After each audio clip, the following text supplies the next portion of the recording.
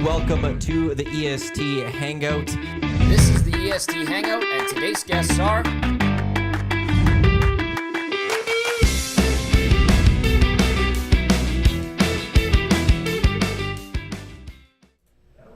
A happy Wednesday morning to you. Welcome to the EST Hangout live on Edmonton Sports Talk, your clear choice for Edmonton sports. We're live on TuneIn, iHeartRadio, EdmontonSportsTalk.com, as well as for those watching on YouTube, Iwanyk, Tom Gazzola with here, Shawn Belle in his all black. And joining us as well today from the Edmonton Oil Kings, it's Matt Barrett, who is... So what's the official title? Because I've been saying to everyone you're the new Andrew Peer. Yeah. I should move on from that since it's your role now. But yeah. Oil Kings play-by-play, communications, is that how you want to go by, or do you want to go by the official title, which is... Well, the official title is Manager of Hockey Broadcasting and Media. So a little, wordy, so voice of the Oil Kings, whatever you want to go with. I'm sure it'll change depending on who I'm talking to, so we'll go with whatever everyone's more comfortable with, and we'll go from there. I'd like to start with a round of clicks for Matt getting that. Not me. No, not you. Yeah, just Matt. Yeah. I want to make sure we get it. Matt with one T. Yeah. Which one deserves it? Which he's allowed to. You guys can judge amongst yourselves, fellow Matthews. But congrats, Matt. Thank you. You're joining a great organization. Radomski's a great guy. Kurt Hill, Luke, Rogan Dean. Yes. Take care of Rogan if you don't. Watch out, buddy. Congrats, Matt. Thank you. There's been some great play-by-play guys there. So you're going to be another one, and welcome to the Edmonton media. Yeah, it's awesome. I was born and raised in Edmonton, so this is pretty special to come home. And, it's been 9 years since I've been living in Edmonton, so pretty cool to come back and see how everything's changed and all that good stuff. So it's pretty awesome. Well done, sir. Well done. Belsy, do you remember your WHL play-by-play guys? Yeah, Craig West. Yeah. We still talk to this day. So, nice. He's a great dude. I think he's finally retired. Yeah. He had a long career. Last year's career was good. So, still remember him. You're not driving the bus like Bob Ridley, right? No. Nobody wants me behind the wheel of a bus, that's for sure. We'll stick to driving my car, and that's about it. Fantastic. So, He just stopped doing that only a few years ago. I think so too, yeah. It wasn't like something that this is like an 80s story. Yeah. This was going up until really recent. It was maybe like 10 years ago, I think, that he stopped, maybe. Yeah. And his son works for the Oil Kings. Red's team dentist, great guy, also a really good dude. So there's a lot of connections, man. It's a neat little community. Yeah, it's awesome. It's unbelievable, just the people, and OEG just itself is awesome. Like, there's just the amount of people that I just keep meeting, and it's like, oh, I do this. It's just like, holy, like, is there anything we don't do? As someone who worked 8 years for OEG and someone who played for OEG, just keep saying that they're awesome. Yeah, exactly. That's what I'm going to do. Good man. Yeah. That's the only I know where my bread's buttered, that's for sure. Yeah, exactly. Well, it's a great, the Oil Kings obviously didn't have a season last year that, was playoffs. Like, they had an improvement from the year prior, but it was absolutely incredible to see. Like, I think for the first time I'd say in Oil Kings franchise history was after, it was to come February and on. Their attendances were massive. And they game in and game out. It was like 10,000 plus every single night. Down the stretch when everyone knew the Oil Kings were done. It finally, it seemed like the city started embracing the Edmonton Oil Kings just as that extra family affordable fun. Take your kids, have a great night out or great afternoon out at an Oil Kings game. And they finally got around it fully in that way. Well, embraced it for what it is. And there's a big team behind the Oil Kings. Not as big or robust as an NHL team, but they have smart people, and they made some little, this might sound a bit silly, but if you have a $10 deal for kids for food, that's huge. Little things like that do make a difference, and that's something that the crew at the Oil Kings have done a really good job of. Obviously, the theme nights, the jersey nights, Teddy Bear toss has become a staple. Yeah. There are many things that the Oil Kings on its own as a franchise have done to really, capture people and get them through the door, and they deserve credit for that. And I'll just say, you look at what the Riverhawks have done, the Stingers have done. If you make it fun, People are going to come watch. People are going to spend their money to come if it's a fun event.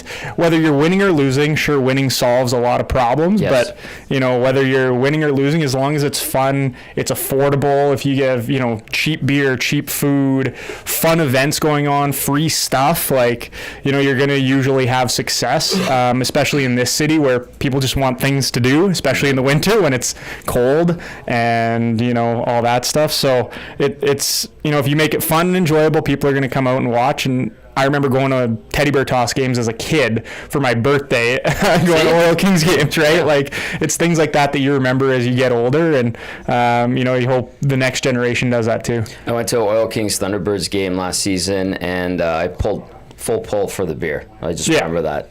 I'm like, that one stung, but that's okay. That's okay. It was an afternoon game. So go through your history of getting to Oil Kings. Where were you? How'd you get there? He's not an 8 grad, Mount Royal. No, I went to Mount Royal. Sorry, I know we're a heavy Nate program in this office. So. Giving them a heads up that 5 of us are. Yes. You're also a alum of Nate. You coached the team. Yep. So there you go. And then we've got 2 Lethbridge. Yeah, so Mount Royal, I ducked out of Edmonton pretty quick after high school. I went to Archbishop O'Leary up on the north end. So where in the north end did you grow up? Like Castle Downs area. Nice. McLeod Park. There you go. Yeah. So like Londonderry at the beginning. They build us different out in the north, right? I know. So they absolutely do. As Cam Moon would say, one of us. One of us, exactly. Mooner would love that. Yeah. So went to Mount Royal right after high school and started calling games there as a play-by-play guy for the Cougars men's and women's hockey teams, and that's where I kind of found the love of play-by-play, and didn't really know at the time that that's what I wanted to do, but once you start doing it, you're like, oh, I can maybe do something with this. And you know, at the end of my second year at Mount Royal, I got a job out in Melfort, Saskatchewan, calling games for the Melfort Mustangs and a little bit for the Nipawin Hawks as well. So zipped out there and spent 6 years out with the Melfort Mustangs doing marketing business. I worked at the radio station doing news and stuff as well. So did that, and then was fortunate enough to get my call to the WHL last year with Swift Current. You know, had an unbelievable time in Swift Current and got my chance in the WHL, and they took a shot with me, and you know, the opportunity arose to come back to Edmonton and come home. So it's hard not to say no to coming back home and, you know, being where some of my family still is. And you know, it's pretty special to come back home and kind of see everything again and be back where, you know, it all started. Attaboy. Well done. Paid the dues too. Yeah, a little bit. Yeah, I mean, Saskatchewan's unbelievable. Like I met my girlfriend out there, and Melfort for 6 years is just one of the best towns out there. I loved Melfort. It's unbelievable. All the people out there, I still talk to a lot of people out there. Nice. It's unbelievable. Yeah. Nice. Taskee's a fun place. Oh, awesome. I enjoy being in Saskatchewan whenever we're gone, except I just don't like Regina. That's fair. I Honestly, do not that like is so Regina. fair. Yeah, like it's not fun in Regina. Regina, there's nothing to do except go to the Riders football game, which is a great time. But after that, don't go get like me out of here. downtown Regina. I went to a steakhouse in Regina that used to be a funeral home. It was amazing, though. It was. Oh, Do you know the name of it? no, that is really That's lean into the funeral home aspect. Like that sounds like a business. You know, it was. I think it was Terry Jones recommended it, and I'm like, okay, I'll go check it out. The food was amazing, but I couldn't get over the fact like this used to be a funeral home. Yeah, great food. I feel like if you have that, you should probably like lean into it, right? Like. It was like classy and a lot. Like it had like the torches on the outside and stuff, and I'm like, different. Yeah, that is very different. It was very different. Saskatoon's better than Regina. I'll say that. I enjoy. I would agree with that. In the comments, might come at me there, but I doubt it because a lot of people have love for Saskatoon's. A lot of fun. Saskatoon's great. Saskatoon's like to me, I feel like a mini Edmonton in a sense. Yep. It's got a lot of similarities to Edmonton. Beautiful. But it's got a great little nightlife and Yep. great little spots to go drink. Yep. Eric's obviously have gone with him. He's shown me the local bars for there. Yeah. But then there's the other, like, was it Windsor's? Is that the old time? Is it Windsor's or I forget? There's like an old timey bar there or something. Like downtown. Yeah, it's a little more The downtown. Windsor. And I think that's it. But like Saskatoon's great. Oh, it's unbelievable. Yeah. Regina, Victoria's is good in Yeah. Regina. That's the place to go drink. Beyond that, I didn't have fun. Golf's Steakhouse. Thank you. Is that the one? Golf Steakhouse. Steakhouse? Okay, Yeah. I'll remember that. Yeah. Yeah. Not like I'm gonna be going to Regina just for kicks here. And, You're going to be on business trips. yeah, it'll be all business. Yeah, but you go there and you expense it to OEG. Yeah. But it was fantastic. It was make sure you such get a the real good steakhouse. steak. yeah, just Yeah. So I found it on Reddit. Does anyone know the history of this? People at work said it used to be a crematorium. That's even better. Somebody responded, we used to access the old underground golf course under Vic Park called the Bottom Nine. It was a super cool place. I don't know. There's not a lot fully here. It was a funeral home for the longest time, though. wow. So Mike Sillinger has a bar or two in downtown I think Regina. so, yeah. I've gone there. Bit of a rougher crowd. Yeah. I mean, Great wings, though. you go to Saskatoon, there's concerts. Like, that's where you go for concerts. When I was Yeah. living in Melfort, an hour and 40-minute drive. Nice and That's where easy. you go for the concerts. Yeah. Hey, in Saskatchewan, Matt, did the gravel highway roads throw you off a little bit? No. Like, maybe the first, couple times I went, but no. Like, Yeah, I was thrown honestly, off there on were it. times you'd go to, you'd be driving in the winter, and you choose the gravel road. Oh, Yeah. wow. Like, we would... more traction, I would Yeah, guess. yeah. That makes Less sense. traffic, Yeah. too. So, Right. the problem, I think, with, the road, the actual highway is that, the snow just kind of blows across. It gets a little icy. The gravel, you don't get that as much. So, Right. we would play hockey in a little town called Star City, just outside of Melfort, probably 20 minutes. So, if it was a little snowy and you were a little iffy on, what the roads would be like, you'd take the gravel out to Star City, one road, gravel road, you're out there, and yeah. Really? Yeah. I had to cover a federal election when I was working at New Cap News in Lloydminster. Shout out Okay. CITL, CKSA. And we were going out to Meadow Lake, and we had to take the gravel road highways. And I looked at my camera guy. I'm like, what the hell is this? He goes, what do you mean? I'm like, why is this highway gravel? He goes, there's a lot of them in Saskatchewan. And I was like, You call them the grids. the grids. The grids? I didn't know that. But for him, he was from York, that he's just like, this is great. And I'm like, are we okay? Is this safe? You don't want to take it for an hour or two usually, No, but right. if you're, taking a quick zip out to the next town over and You learn something new every day. it's all Grids. The grids. I don't know if I've ever been on the grids. I don't know why it's a grid road they call it there. Yeah, I think yeah, it's yeah. because they're all laid out in a grid, which would make sense. That I never really knew the background behind it, but that would make the most sense, I think. So that's why they call it. And yeah, when I first got there, it was we're gonna take the grid out to wherever. I'm like, what are you talking the grid? Yeah. It's the gravel road. I'm like, what? Let's just call it the gravel road. Right. No. It's the grids. It's okay. And there's names for the grids. There's unofficial names. It's I don't know what other ones would be, but there's just weird names for them. There's no numbers and stuff. Oh. Call them the Melfort grid or whatever. And Interesting. that's how people knew them. It's total farm, Yeah. go 5 miles, turn right type thing. So When you're doing news at the radio station, did you have to do any agricultural stories? No. So we had a great, when I first moved there, we were owned by a company called Fabmar Communications, small sort of family company. And we had someone doing solely farm news, agriculture news, all that stuff. She had a show at noon that was all agriculture, all the prices and stories and things like that. Yeah. So, 4-H results. yeah, exact. Never had to do that, Tap a thankfully. little stick on the cattle's butt. It lifts a leg. People just are rocking 4-H is around. huge out in that I'm neck like, of the what woods, man, did I I tell just ya. see? Yeah. It's amazing. And Dusty said he made a ton of money doing that. So Hey, I should have maybe got into that. dollar bills. Yeah. Oh man. Yeah. That was a smart business move. I got this run grid road. The allowances, the allowances that run east-west are found every 2 miles. Yep. North-south road allowances are 1 mile apart, except on a correction line where you come to a dead end and have to jog over. I believe a quarter mile before continuing north or south. That's from Reddit there. So that's how it all breaks down. And because somebody's looking It's for all the farmers, right? On all those Yeah. farmers' fields, it's their way to get to and from their land usually.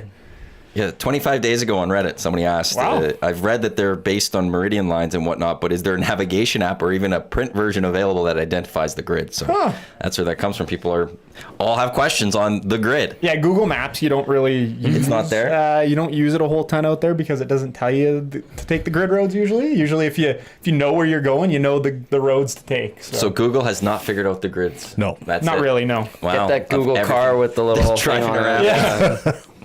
With all the nicknames of the grid roads. That'd be amazing. Yeah. So jumping to the Oil Kings, would have seen them a little bit. Yeah. What do you make of the team going into this season? Yeah, well, I mean, they played really well at the end of last year. When I was with Swift Current, we played Edmonton a lot at the end of the year, at the back half of the year, and they played really well as they kind of got guys back from injury, and the trade for Grayson Sauchin was huge, and they kind of found a bit of a groove, and that most of that core is coming back. There's some good young players that are coming up too that the team's really excited about. So this is, it's the cyclical nature of junior hockey, right? You have guys age out, and you sacrifice a lot to win a championship, and then you got to build it back again. And the trajectory is going upwards, I think, with this team. There's a lot of excitement around the players coming back, a lot of really talented players on this roster that should make some noise. And, the push for the playoffs will be good this year for sure. Yeah, they should take that next step. Yeah.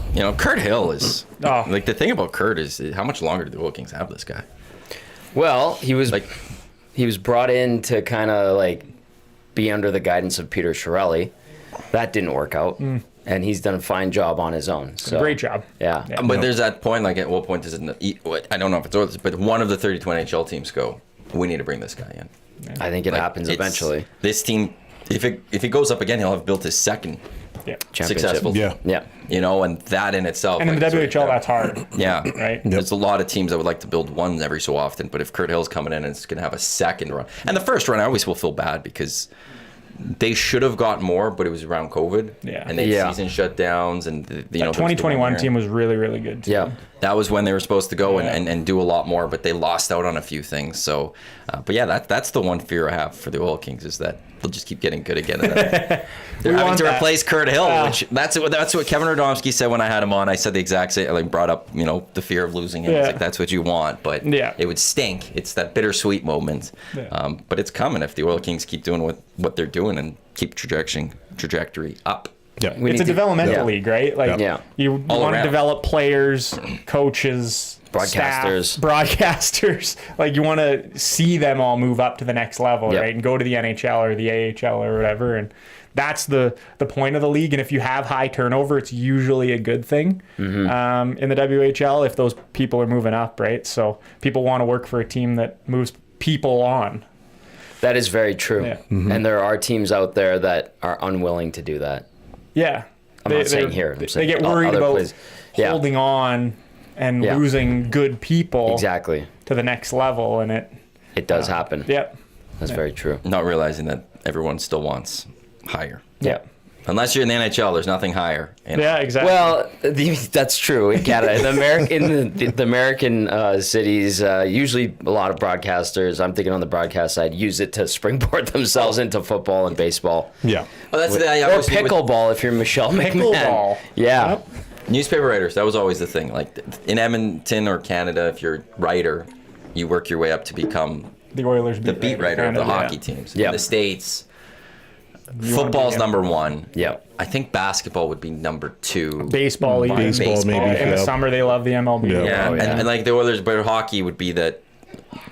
Who was it? Maybe it was you or someone else was talking about, even in Texas, high school football. Could be higher than hockey. Hockey might be, number 5 on that list?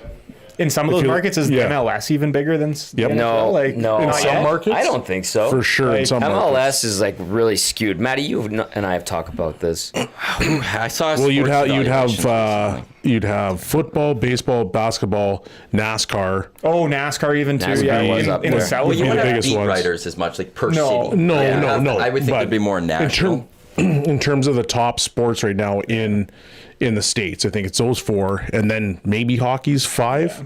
Yeah. In terms of sports evaluations, this just came out yesterday. Ooh, 153 teams were done. It involved the 5 leagues, which is NFL, MLB, NBA, NHL, MLS. Wow, they've included okay. Maybe I stand to be NFL, corrected. It's done in 4 columns.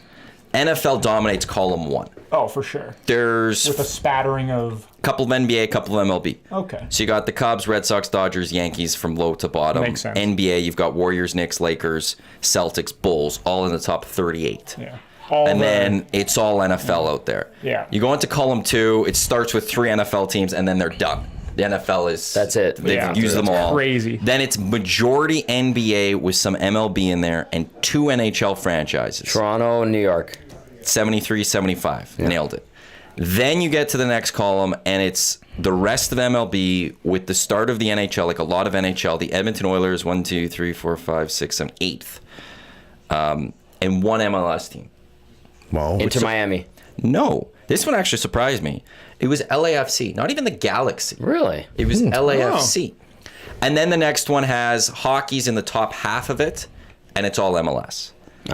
But it's MLS and NHL are kind of battling, really, it looks like. That's what it well, but seems that's like, the thing yeah. is MLS is starting to like. That's the fear I've always I've said this for a couple of years with the NHL is you're trying to be in the big four, but you're falling behind a little bit, and MLS is catching you. Yeah. And that's like That's what it looks like. one. You're not anywhere near the other leagues. You're closer to baseball, but MLS is getting there. By the way, the lowest 2 of the 3 lowest franchises are Vancouver and Montreal in MLS. 2 out of the Makes sense. bottom. But they're perpetually bad, essentially. Yeah. So how do we move the NHL back? Here's the thing. Great question. right? But the NHL is just going through record revenues right now. Exactly. So Yeah. they're technically doing their job just fine as a whole. And the league has not had this type of success. The audience numbers are up. Yeah. American numbers are up in terms of viewership. Sponsorship numbers and marketing numbers are better than they've ever been. Yeah. And most of the arenas are relatively sold out and full. Yeah, they've finally gotten rid of the Coyotes problem. I met the owner of the Salt Lake or Utah HC. Oh, really nice guy. Yeah. Really awesome. Yeah, yeah. He looks like he wants to like spend and Just a dude that loves sports. Yeah, I love and has that. billions of dollars. And so like, yeah, it's like, well, hockey needs to be better, but it's like hockey they're doing is well. doing really Yeah. good Yep. compared to everything it's done in its past. Does expansion help? Like I don't know. Like The expansion lines the pockets of the owners. It And They does, love but- those big checks that Yeah. they get from expansion money. like And now if we're you expand into like, you know, like Milwaukee, like do you get more fans and like does that help you increase? Well, the next all that, 4 like- are going to be still not going great. No, just his mic is a little bit loud. Tommy's. I'm yelling. Sorry. The next 4 that it's believed to be, Atlanta's in there, Makes sense. Yeah. Yep. Houston's in there, Yep. New Orleans is now in there. Yes. It was Arizona. I don't know if Arizona's still in there. There's talk. There's already potential owners for the next iteration of the Coyotes. Yeah. There needs to be different ownership. Yeah. That. Yeah. And more and more, there's more discussion about or stories about Morello and how he handled the team and Gutierrez. Yeah. Are starting to come out now that he's done with the NHL and hockey, and it's not good. We knew it was bad, Yeah. and so there is a lot of money in Phoenix, and there are billionaires in Phoenix that want a hockey team. A lot of rich people in Phoenix. Lots of rich people in Phoenix. And it is one of the fastest growing metropolises Yeah. in the mean, West. Yep. Yeah. Like, it was already big, and it's growing even bigger. Phoenix 6 million Mesa. people. Yeah. So yeah, they want to get back in there, but you can't be playing. I love the arena in Glendale, but it was in Glendale, and getting out to Glendale was a problem. And the Is people that like the old like what do they call it? Gila River Arena or whatever Yeah. the heck it was called? yeah, exactly. And the people who live out in Glendale, where it would be a quick zip to get over. Yeah. Not really a hockey demographic. Most of that was on the east side of the city and in the Scottsdale, Tempe, Mesa area. And if they can get a rink built out there, they might be okay. I will say, so like that Gila River Arena, like they've, I don't know if any of you guys have been out there, but like we did a guys trip down there and we went and watched a preseason game, whatever. But right connected or right next to the arena out there is like this, like bar, district. I think it's Yeah. called like West Hill or something. Yeah. And they're like, it's a great area. Like you can go there and spend the whole day out there and Yep. go have food and drinks and go to the game and then come back out after. Like it's a good area. Like there'd be They built awesome parties. the perfect yeah. arena and district in Yeah. the wrong part of the Yeah, city. exactly. Yeah. That's the best way to Yeah. describe it. There's a Dave and Buster's there. I don't remember there being. I remember there being a. The Dave and there being Buster's. something Tuesdays or was it Fat Tuesday. Yes. Fat Tuesday, is that what it is? Where There's they the have Yard like House. There's they have like the slushies, like the boozy slushies or whatever. Yeah, those were awesome. I think there's the Saddleback Western Saloon. Yeah, And then there's yeah, the we went in Irish there. pub, and then there was a sushi place, and then there was It was everything. the Roadhouse, like the metal bar. Like they had every. It was, Oh yeah, it's awesome. If you had this in a better part of Phoenix, an area, it would be perfect. Yeah. It was just in the wrong area. Yep. You played out there. But now it's like that area has grown. It has. So like, it was the NHL just 20 years too soon. Yeah. Would it be great to go there right now if you're the NHL? No. Because of how many, like, because of the residential west of it has grown so much. Which is a good point. But I think what happened in those 20 years where the NHL was there, things got so bad between the city of Glendale and the NHL and the ownership of the Coyotes, whichever iteration of it was there, that I don't know if the appetite, if the bad taste has, subsided. Right, but that's why if the NHL was never there, and now they went, let's go to Glendale. We've never been there. Would it work now? Maybe better. That's my point, because Yeah. it's like, because it has grown. What do they have right now? Johnny's Chicken and Waffles, Buffalo Wild Wings, Mana Barbecue, Korean barbecue, Yard House, Hot and Juicy Crawfish, McMadden's, Fat Tuesday Westgate, Oh yeah, Westgate. That's what it is, Westgate, not yeah. West Hill. Yeah. No. Carousel Arcade and Watch, Tulum Modern Mexican, Bar Louie, State 48 Bar Louie's Funkhouse. Funk. What else am I missing? There's a Crumble there. There's an AMC. You can go watch a movie if you want to. Yeah. Buffalo Wild Wings is there. I wonder what do they even have in this Oh yeah, we arena went right to the now. Buffalo Wild. Yeah, that's right. There's What's Buffalo even Wild going Wings on at there. this rink these days? Concerts. Can't imagine concerts. Yeah. Dude, is that where Tucson plays out of? Or no, Tucson's not obviously. No, in that no, area, that's a but, couple like, hours away. Yeah. Event listings. Let's see what's. Yard House is like Joey. That's how I would describe Yard House. It's like a nicer type of. It's a nice sports bar. Yeah. Kind of has good, little higher end kind of thing. So coming up there, they have an ESPN top ranked boxing fight in September. They have Casey Musgraves Oh, on yeah. her world tour. Okay. They have Wild and Out, which is an MTV thing. Nick That thing's Cannon. still going. They haven't canceled that show. Nick Cannon presents Wild and Cannon, Out. there it is, yeah. In September. Christian Nodal on his tour. They've got Ridge Rider Days. They've got Cigarettes After Sex X World Tour. Or this one's postponed. Luis Conriquez tour has been postponed. Keshi, not Kesha, Keshi. Okay. Okay. Eduardo Nunez. WWE's coming. Nice. It's a nice Is there building. any? Oh, Zach Bryan's going to go there. Billie Eilish is going to go there. Okay, so they have a couple of decent names that I'm aware of. It's a really nice arena. It actually is super functional, Yep. well maintained. It's just Seats aren't used. So yeah, it's great. Unless the Oilers or Flames are down there when it's all the Lightly snowbirds, used, right? lightly used. Yeah, gently used. Fellas on Kijiji, lightly used. People are coming in. Oh, did they just build this ring? 20 years ago? No. It's been around. No, for a nobody. while. Just Oh, nobody they comes have there. really good care of this. nobody's been here. Oh man. Bellsy. Yeah, thank you. Off the top Thank rope. you, thank you. WWE Yeah. returns. Yeah, I love Phoenix. But yeah, town. it's. Tell you what, it's I a was great there city. 2 weeks ago. Yeah. The lucky. hockey camp was sold out. We were at the Ice Den, formerly the Coyotes Ice Den, and their hockey programs are going to continue on. We had, I think we're sold out for the hockey school, so like the hockey community is there. It continues to truck on, and we'll see, if when the time comes that it's reintroduced Arizona into the NHL with the right ownership and. Yeah. Well, part of their legacy Right was building. announced today a little bit or extended. Is Austin Matthews is the next captain. Toronto Maple Leafs. That was officially announced Oh, well, as there you we're go. on here. He is a legacy Breaking of the news. Coyotes. He was there. Yeah. He's Him and Phil Kessel. Does Austin Matthews become does he? You guys have a good day. Thank Bye, you, Gager. Joaquin. See you, Did you Gager. meet Matt, by the way? What? Did you meet Matt? No. Matt, Gager, Matt. Hey, Matt. What you doing, pal? There you go. meet you. Live on the Hangout. Look at that. It's live radio, right? All right. Go See you, enjoy your man. sandwich. Take it easy. Live radio. It happens. Yep. But if there's no Coyotes, there's Austin Matthews going to hockey and play hockey and Probably get Austin not. Matthews in hockey. So that's he's the legacy. And then soon he'll be an LA King, and it's going to be wonderful. Growing hockey down in the south, right? Actually, can he leave after being a captain? Can you walk in free agency? Maybe this John is Tavares them. did. Yeah. Oh. Yeah. Oh, that's a great point. Left the island. But maybe he's not a great captain. Ooh, Maybe he was never destined to that be a was the captain. reason for all the first round exits. Yeah. Well, there's no hiding if you're Austin Matthews now. No. It's your team and all of that. So Wild. what's that smile for? Just trying to keep him around. That's yeah. Is that so? This is That's a hook. It's a hook. Try to make him feel bad if he was going to leave. Yeah. You're the captain of our team. You can't leave. You can't go to LA.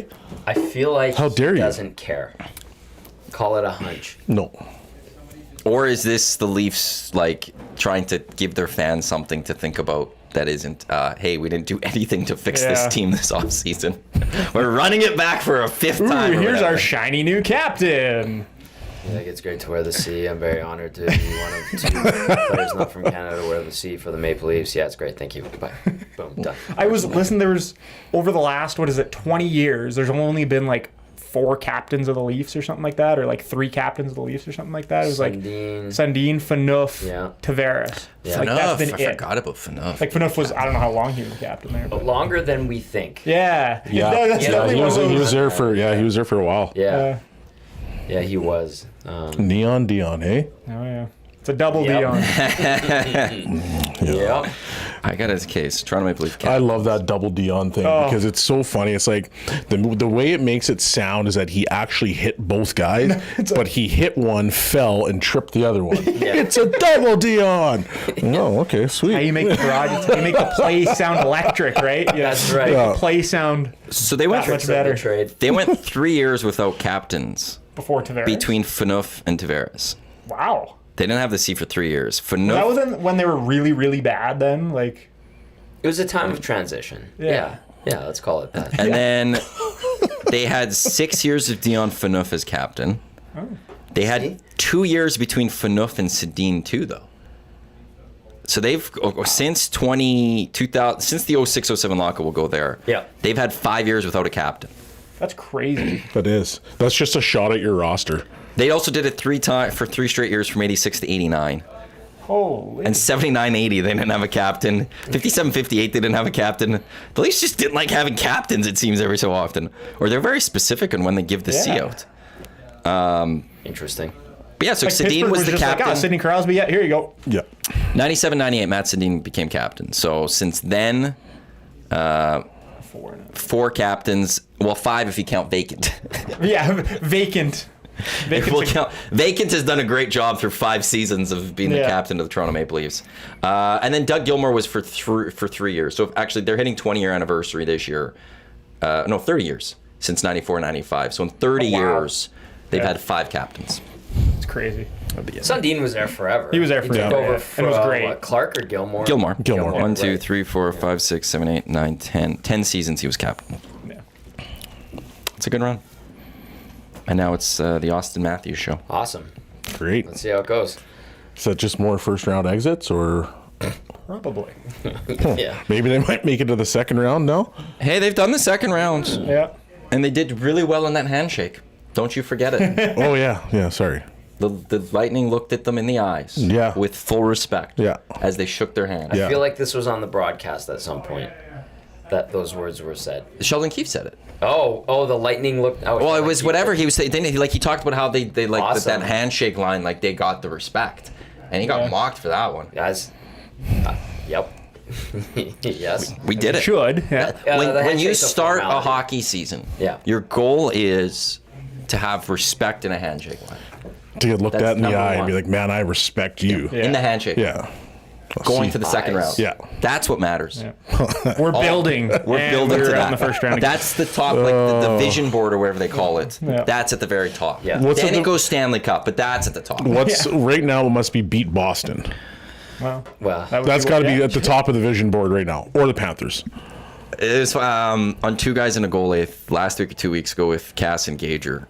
We just did a commissioner of the day. What would you change? And we talked about what Gager wanted once, just like one every 4 years, and we do a legit 1 through 16 playoffs. Take the 16 best teams and put them rank them 1 through 16. And as I was going through this season, if that happened, it would have still been Leafs Bruins. That's amazing. I just like those two teams are just always destined to me. That even if we took all the 16 best teams of the NHL this year and we ranked them 1 through 16, I went, it's going to be Leafs and Bruins still first round. Let's go. Amazing. I guess that's the team to beat. It's got to be on the vision board. Like, you have to beat the Bruins at some point. But how bad is that team is so in your head, Yeah. right? Like, you can't beat them? That's like the Oilers now with Vancouver. Like, you don't think that's like, no, that's a dartboard situation. Like, I'll say that's the LA Kings. the LA Kings are like that. 3 times with the Oilers. Yeah. Like that's how do we get past the Oilers? I would say the Oilers kind of had that a little bit.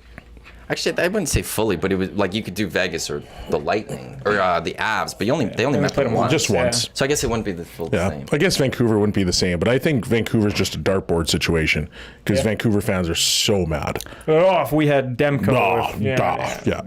Okay. We took them all the way to 7. Yeah, sure, man. It's fine. Well, they did. Yeah, they did. It's like yeah. they're, They didn't have Demko, but I mean, Picard. I don't care. So, Stuart Skinner was not the Stuart Skinner that we saw, Yeah. Very true. right? Like, so I don't care how you win the games. Yeah. It's the team goes up against the team. you don't ask how, they just ask how many. 100%. So but now, okay, Vancouver Canucks, me, Trev, and Zach on the Oil Stream last week, we were doing power ranking the Pacific Division. Where do you think the Canucks do this season?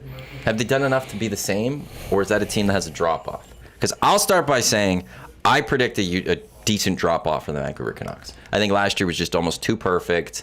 I think, if I recall correctly, their PDO was extremely high, and PDO is the thing that I don't feel like you come back down in a season. It's the next season you come back down.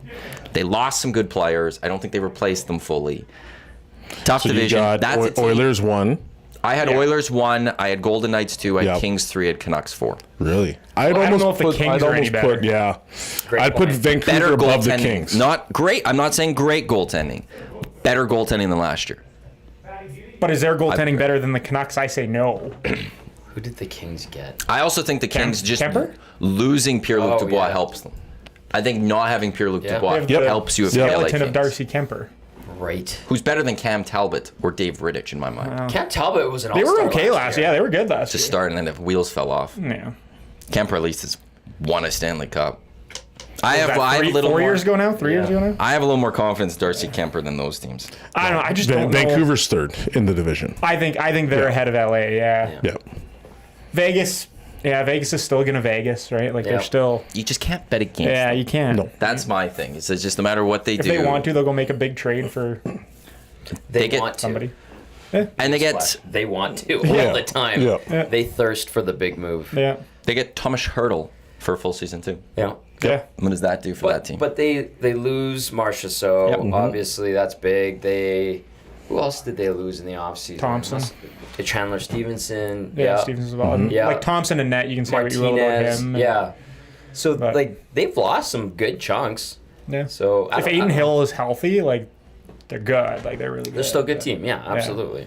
He was decent last year. He was pretty good last year until he got hurt, and then Yeah. he really wasn't himself again until like the last game of their series against the Stars. He started looking like a little more Aiden Hill. Ty in the nasty chat. Iwanyk's like, please stop saying vision board. I don't have one. And then Iwanyk has a vision board. I actually do have an EST vision board. My office, my board. There's things go. there. Scratch It's my off a vision lot of board. stuff. There's some things on there. So, and the golf tournament happened. Nasty bad happened. Well, it happened last year, so that's not a full vision board it for wasn't me. on the video. Okay. Estes Estes, is going to yeah. happen. Oh, yeah. I do want a curling bonspiel. That is Oh. going to happen next We can make that winter. Oh, I'd be absolutely. in the curling. I'd jump in. Hell on the yeah. curling bonds. The one that that won't happen this year that I tried that has failed was EST Grand Prix, like going to Right. like a little go-karting place. Oh, that's yeah. awesome. Yeah. I That'd tried be one cool. place. They weren't interested, and the cost was going to be ridiculously high. So I guess that'll have to look at 2025. But a if we can do that. local go-kart place. It was a local place. Name? I won't go for the name. Yeah. Maybe they'll. Yeah. Maybe they don't need to go that way just yet. If they say no again next year, then maybe I'll call them fully. Then they'll come calling for the sponsorship, right? Yeah. What else do I have on that vision board? Do I have anything else right now? Not fully, but I do have a vision board. I'll say that. Got to get it done. Yeah. Right? Gotta put it on. If it's not on that board. Oh, actually, I added 2 more things on the vision board because of What? you and I from a few weeks ago. What? Well, I have the 2026 World Cup I'm Yes. going to, but also 2028 Olympics. We're gonna EST's gonna yeah. be there. Oh, so good. That's Yeah. cool. That's what we're- Yeah. Down, yeah. I don't care. Dusty Let's looked at it go. and he wanted to wipe it off. It's like, well, it's a vision. Like we got a dream for it. Yeah. That's 2 years down or 4 years down the line. Yeah. This And the will- EST Hangout, like at the very least, the EST Hangout on a beach in LA. Could you- All Olympics. Oh, Right. man. All Olympics. Bring all the Olympians, just run them through, eh? Yeah. Like, That would be amazing. I usually heed the advice of my wise uncle Diego, who says just aim low and achieve, but not with EST. No. It's the opposite. Yeah. Well, what's the saying? Shoot for the stars and you'll land on the moon or something, or shoot Yeah. for the moon and you'll land amongst the stars or something. Something like Yeah. that. Yeah, we want to. That's a good saying. Yeah, there you go. Yeah. So you got the Olympics, profound, eh? 2028. Yeah. EST will be there. And then actually I told Haas we should be there too, like get WST there. So, WST was at the World Cup in Qatar. well, Dusty was also supposed to be at the World Cup in Qatar, but he was Well, told no by her That's old a story boss. for another day. Hey, boss, we've got a trip paid for by a different company for our morning show guy to go to Qatar And he would have done the show while in from Qatar. Qatar. That would make us look good. No. We can't do it. Yeah, Can't do it. What would the time change have been there? Like, when would he have to do It would the have been show? like it would have been like evening and then morning here. Oh, I think it was like 9 or 10 hours. yeah. Because DVD did a couple yeah. of hits with us on 1260 from there, I think. Well, yeah, like I think the first game in Qatar, the mornings like started at like 3 in the morning or something like that. oh yeah. So that would probably be what, close to noon or something, I would guess, out there, maybe a little bit later. So yeah, like it was actually, he would have been perfect for him. Yeah. Would have made us look good. He would have been like he could have got his sleep and still did the. He would have been like the freshest Dustin Nilsson on a morning show we would have ever had. But yeah, no, it was a no. Because why would you want your morning host to be live from Qatar in the morning? Yeah, you Why, never- we're the you would rightful never ones want with- that, yeah. While we're actually carrying the games on our station. Yeah, and didn't it get run up to the higher ups, and they're like, no, they can't do that. Well, They had to have thought they had to pay for this flight. no. Like Yeah, they must have been something. couldn't have been There was- listening to the I think details. it had something to do with which betting companies. were. Well, but how it ultimately the real issue was we could have done it if our boss didn't fly it up the flagpole. Yes, that's what it was. Like from a local perspective, cool. Yeah. Go. We just won't say anything. Yeah. And like if Better to ask Yeah. for forgiveness. 100%. and no one was ever going to know. Like Yeah. guaranteed, no one was ever going to be like, "Oh, the morning host in Edmonton is in Qatar right now. How dare this happen? We didn't approve this." Like nothing was going to come of it. But our boss felt the need to throw it up the flagpole, and then it got flagged going up the flagpole, and it was no, you can't go. I was like, oh, okay, Damn. Yeah, that's That was a brutal. mistake. cool. Man. Because publicity is terrible. Yeah. So like even if they would have found out, you would have been in Qatar anyway. Like, oh man, one of our morning hosts is in Qatar And- for our station. That's unbelievable. And again, we were the rights holders of it. Just The best part. TV was all there. On radio, I carried like the majority of the games on the station. We were the rights holders. Canada was there as this kind of big story. man. It's kind of big. Like, you heard about it, right? Modestly big. Canada there for the first time since '86. People were excited. 1260 there for the first time ever. It would have been just, yeah. And so I don't like bringing up too much around Dusty because I think that really bothers him a little bit. Because how often you also get a chance to go to the World Yeah. Cup free? Yeah. Like, Oh, we're going to pay you to go to the World Cup. And the hotel that Huss was set up in was my like God. 5-star plus. Oh, is this? Because I don't think they have like. You're not finding a 2-star No. hotel in No. Doha. Huss was doing like videos and sending pictures. He's like, look at this pool. And it's like Marble just a- staircase. Oh, it was and- like a palace. Yeah. It was a desert palace. And I'm like, Dusty, that could have been you. He's like, shut up. Shut up. Oh, yeah, sorry. But 2028, Yeah. Yeah. LA the Vision Olympics. Board. Let's make it happen. Well, in 26 World Cup, I don't know if EST is going to be there, but I'll be there. 26 Winter Olympics, though, and what is it? Turin. Turin, Rome, something like that? Milan Milan, area. Milan. The Milan Yeah. area. Milan, I can't remember what it starts with a C or something like Cortina, that. That's something you're correct. Yeah. I'm Is not sure. breakdancing going to be in the Olympics? No, it's out. Apparently Oh, that's for too 28. bad. Huh. Flag football's in, though. Yes, that's going to be cool. I'm That'll one- be good. I will Yeah. start by saying I enjoyed the breakdancing. I actually watched it because I was intrigued by it. I've learned that There was a lot of really cool things going on. It just happened to be destroyed all at the same time. The breakdancing was fantastic, but it got destroyed. Well, and it was never going to make it further.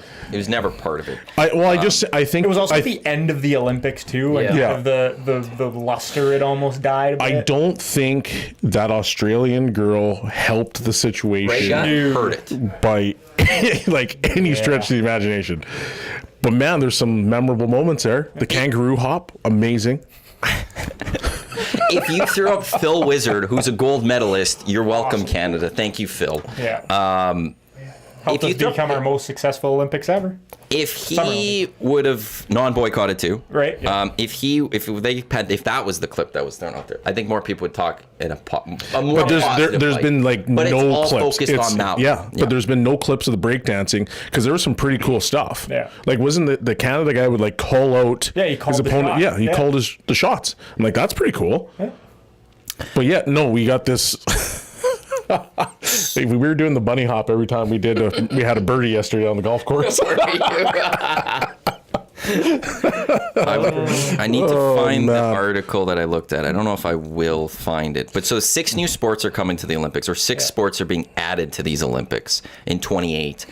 Breaking is out, and boxing might be out, by the way. Really? Really? Wow. Boxing is not right now on the official Wow. Why? 'Cause that's been in for Yeah, it's been a while. staple, right? issues with the governing bodies of boxing. There is no like solid governing body anymore, like the one that the IBA or something that was there's part no of the whole politics. There's no controversy. politics in It's that. connected to Putin, and so there's a lot. So boxing actually might be on its way out. Breaking's on its way out. Sports on its way in.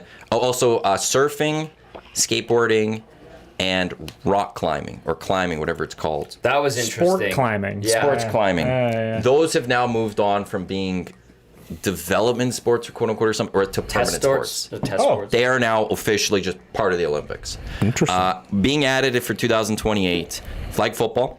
Yeah, that'll be interesting how they allow like the players. Yeah. Who's gonna go, right? Who's gonna represent?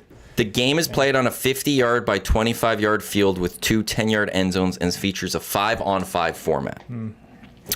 2 will be softball. Yep. 3 is baseball making its return. It was in Tokyo. Yeah, I missed both of forgot those. about that. Yeah, I enjoyed the The baseball. problem is like you need facilities, and if France were to Yeah. build a baseball stadium, it is getting deserted right after, probably. But Yeah. they had surfing in Tahiti, Yeah. and I know that's part of French Polynesia and all that, but LA is going to Oklahoma City City. for things like Yeah. baseball, Really? I think. Rowing. Oh. Yeah. I think baseball would be part of OKC's that. like the side piece to LA. Really? I understand this- Seems like a bit of a. He's the former mayor of OKC.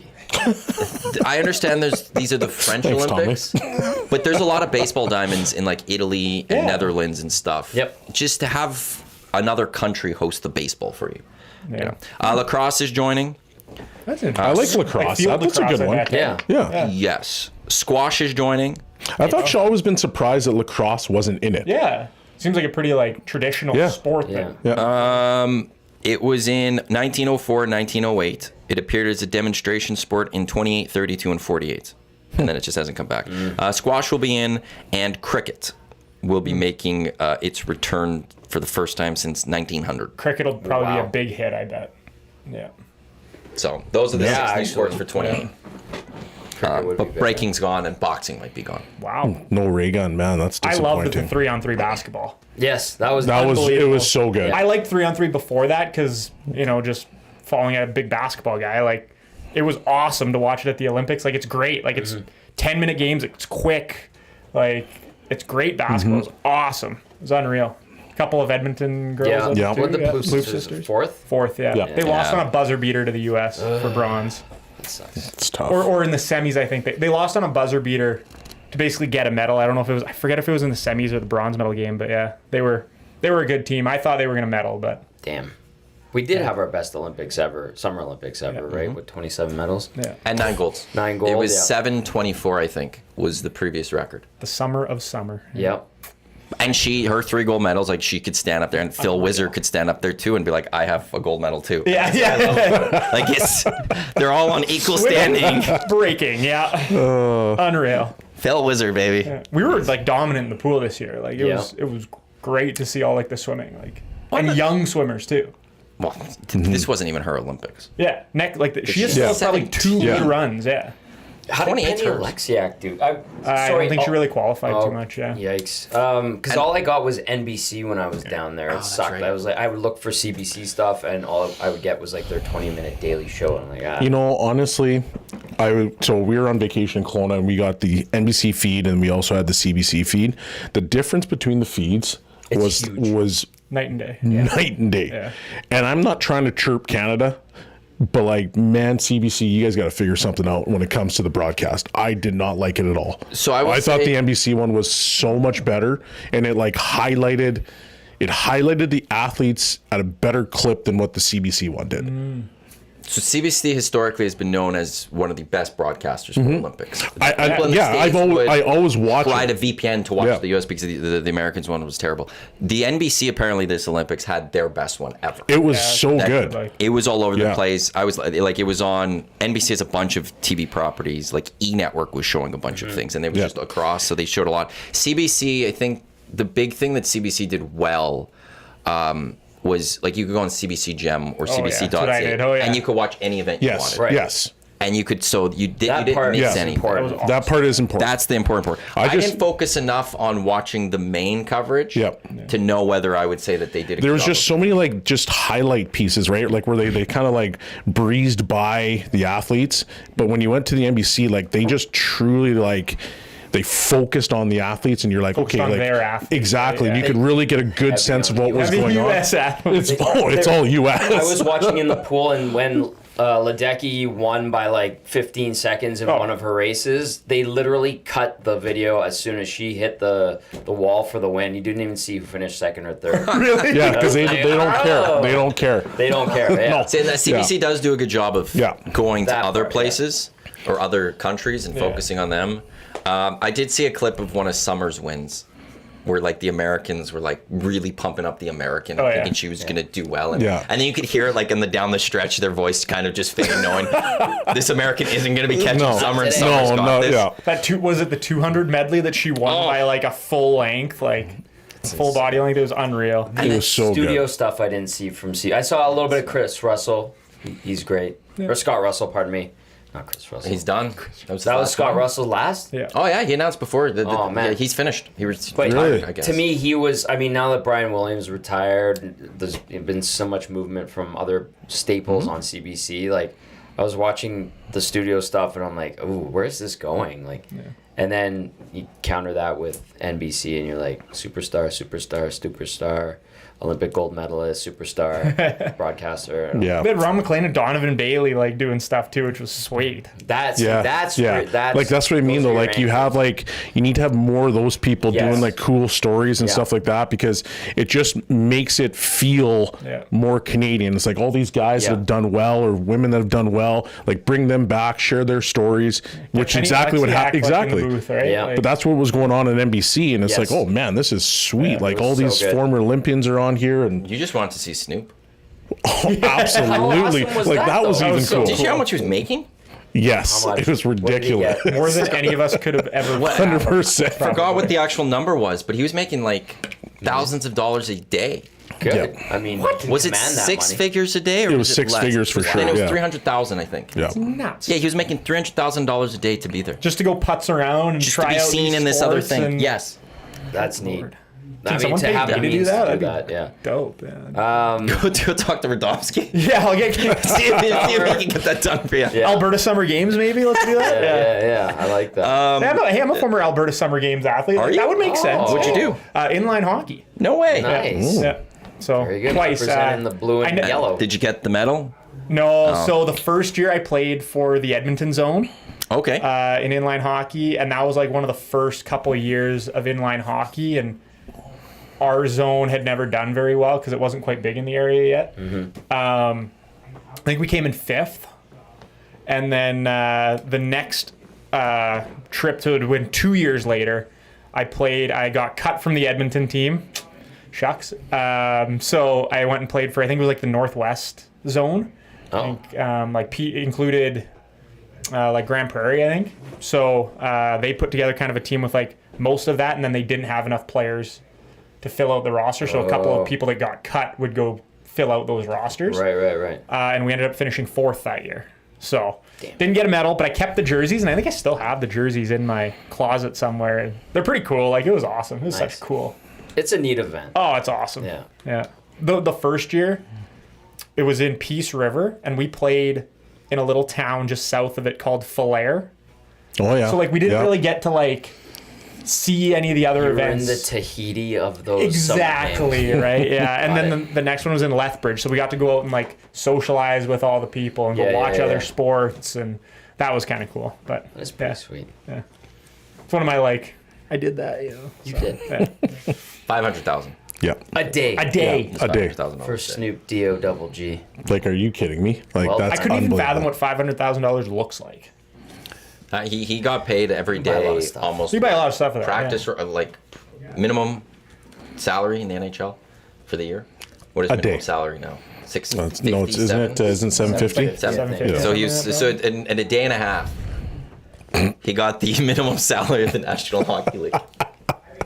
Oh man, that's just I hope outrageous. I hope that was worth it for NBC. I guess I don't know. Like, it's great that they watched him. I don't know if you got the return on that as you would expect, but maybe they were just pumping out money that they absolutely didn't care. But that's wild. Yeah, no, 2028 EST at the very least the Hangout will be there. Tommy, you could come on down. I'm coming. Right. You'll be a regular co-host the entire time, 100%. and we'll just do it on a beach. Yeah. We got a text asking if we're going to Grey Cup. We are, right? That's the plan. I got to figure out some things with that. They're going to BC this year, right? BC, Yeah. who now the favorites again. Probably. Like, See what happens winning this this all. We'll see with Nathan Rourke on. I do feel bad for VA. And now there's actually no MOP, I think, favorite in the CFL right now. Because I don't know who could be the MOP. By the way, this is the EST Hangout live on Edmonton Sports Talk. Your clear choice for Edmonton sports. We got Matt Barrett, who's the voice of the Edmonton Oil Kings, on with us. Tom Gazzola, Shawn Belle, Matt Iwanyk also. Michael Longridge says, Matty, long time no see, bud. Hey. I had a couple I wanted to make sure I get to. Michael Van Derswig. Gonna miss Matt Barrett in Swift Current. And Grandpa Dave, nice to see Matt with the Oil Kings. Hope he's no longer using his trademark elevator pass catchphrase he used in Melford. Good luck, Matt.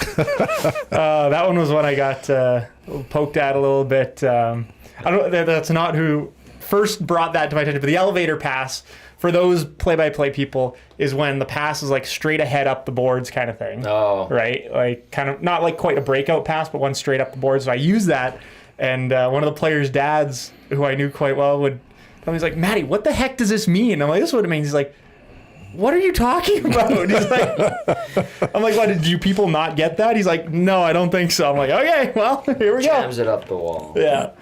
So some love though for you. Yeah, that's and awesome. people disappointed Good. to see you. Well, sad to see that you moved on from Swift Current, but now here in Edmonton, making that Snoop Dogg money. well, 500,000 a day is pretty good. That's Matt. really More good, like- man. I don't even know what the math would be. Don't do it. Yeah, there's no point. Yeah. Don't even want Don't to even Yeah. risk those type of things. twist my brain. You a CFL fan? Yeah.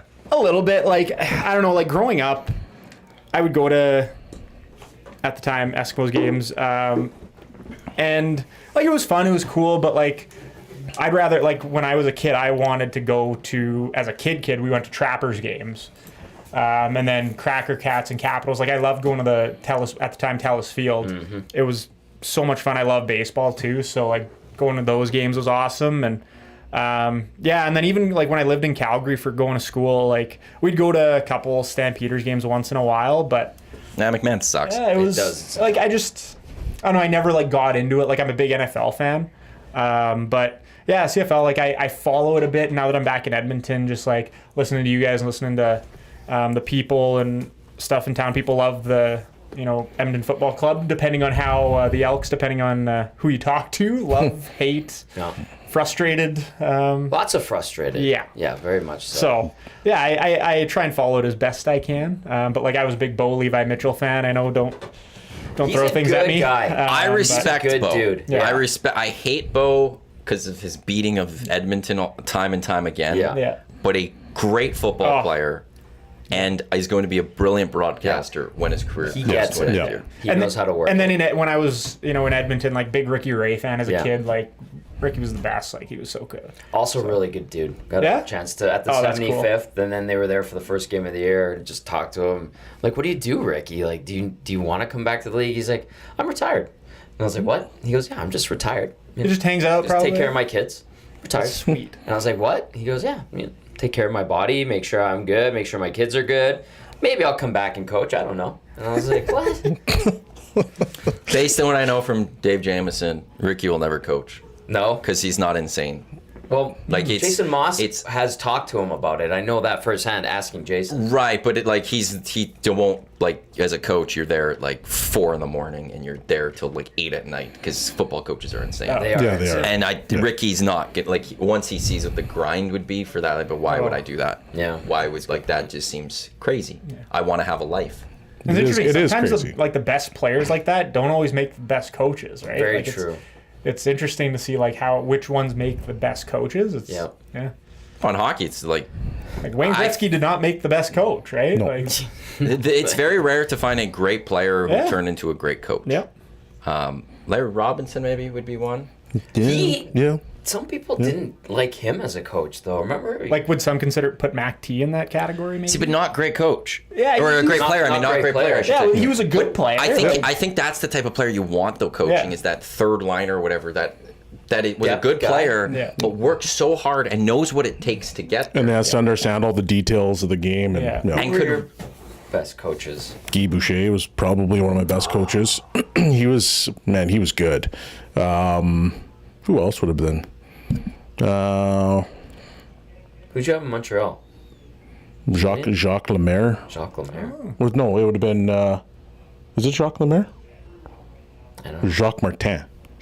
That was the one that was. Oh, Jacques Martin. Yeah, he was there. always liked Jacques him. Lemaire I had as well. He was different though. He was like the old school, like most old school coach I think I've ever played for. He was very much like, it's hockey season. That means we don't care about our families anymore. And like, if you were a rookie there, you didn't have a day off. Like, it does not matter how tired you are. Like, you're here to play hockey. Wow. This is what you do. Rookies need to develop. Rookies don't get any time off. And then once the season's done, do what you need to do. But because we didn't even have fitness testing in Minnesota. What? Yeah, there was none. So he figured that. He goes, I don't care what you do in the summer. I just want to make sure you're in shape. And he's like, our practices will be so hard that we'll find out if you're in shape. Yeah. So there was no fitness testing, which was kind of cool. Fitness testing Definitely sucks. play your way into shape. Kind of. Well, it wasn't Right? play your way into shape. It was like, we'll find out pretty quickly in practice how in shape you guys are, because it was like there was hard battle practice, lots of skating. So it was interesting, just kind of the different teams and stuff like that. Wow. Colorado coach? Edmonton's was Colorado coach was, I can't remember what his name was. Right before Bednar though, the guy right before. Well, not Patty Waugh, so before Patty Waugh. Yeah. So right in the middle. Was it Bob Hart? No, Bob Hartley was gone by then. No. I can't remember off the top of my head, man. You had Tom. So I would say you he's a great coach then. Obviously. You had He Todd was Nelson. fine. He was fine. Todd Nelson was good. Todd Nelson, players coach, right? Yeah, players coach. Great I mean, I had terrific Tom Rennie. Yeah. No, I'm not saying anything. No, I'm not saying anything here. So We'll leave it at that. we'll leave it at that. Yeah. that's- Joe Sacco. Yes. Joe Sacco. Not Joe Sakic. Not Sakic, Joe Sacco. He was there from 09 to 13. He was there for a long time. Yeah.